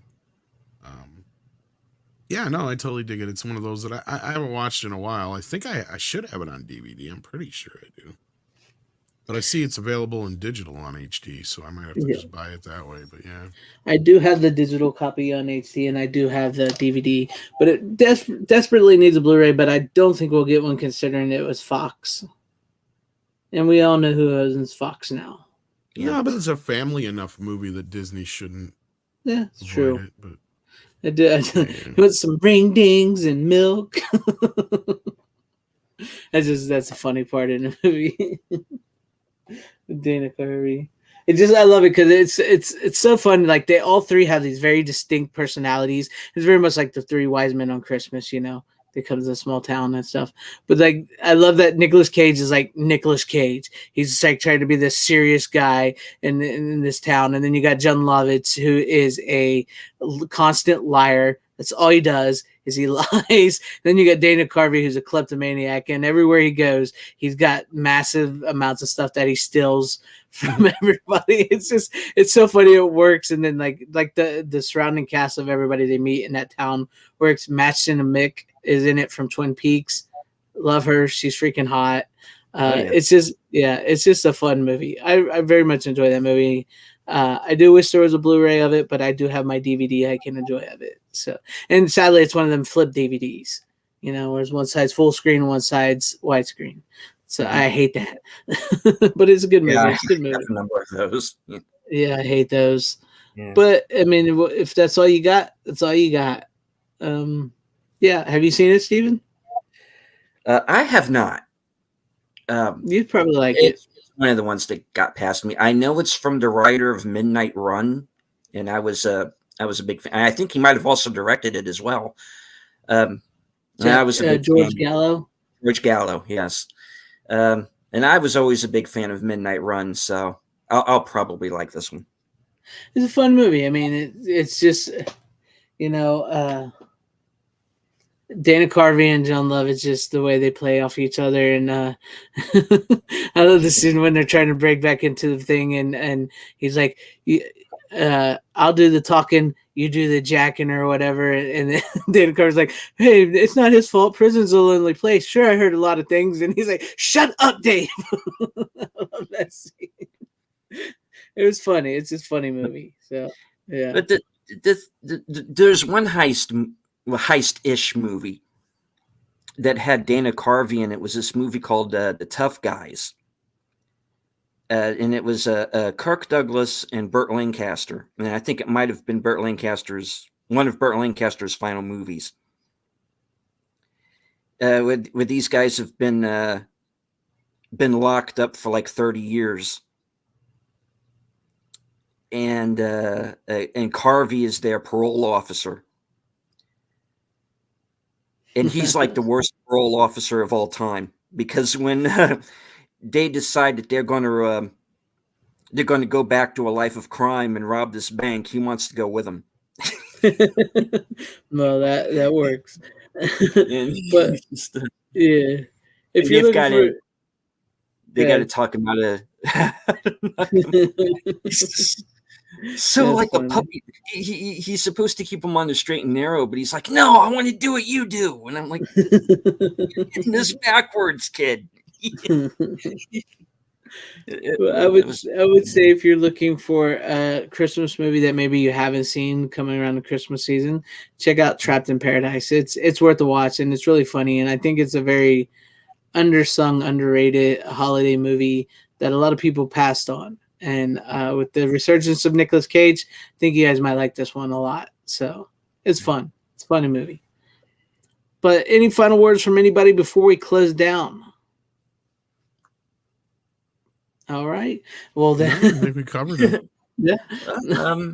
I recently hit 151 subs. So drop your channel in the chat real quick before we leave. And hopefully, if there's notifications, will stop going off for 5 seconds and let me talk. Hopefully, I will. I would really like to hit 200 before the end of the year, and so that's going to be let me punch this in real quick. That's going to be a goal of mine. I do shows kind of like this. I let people know what I like, don't like. I try to stay away from Disney because everybody already knows that's a shit show, so they don't need me to tell them that. But, yeah, I do, movie reviews, pulp culture stuff, unboxings, and now that I have an actual for-real 4K player, thanks to you guys for kind of pointing me in the right direction. I can now start to see a little bit of what you're talking about. Now all I got to do is just get a 4K TV. But even then, I can see the difference in quality. Right. Like, for example, I was watching The Northman the other night, and I can see the difference between like your standard Blu-ray and the 4K. It's so crisp, and you can see the designs of the snowflakes as it's coming down. It's yeah, it visually, is. And really when you get a really when good it's a 4K, good scan, when it's done well, or just don't watch Planes, it's Trains, worth and it. Automobiles in 4K. Sadly, I've heard that's bad. Yeah, it might It's a be one bad of the one. worst one, like almost as bad as Trancers.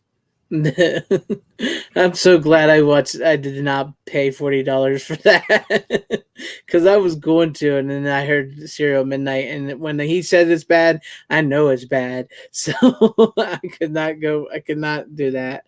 But thank you, Stephen, for coming on. Thank you, Runner, for coming on. Tom, thank you as always for being here as well too. Thank you to everybody watching, everybody in the chat that hung with us. I appreciate it, guys. And as always, you don't have to go home, but you can't stay here. How you doing? Bitches leave. Bitches leave. The coke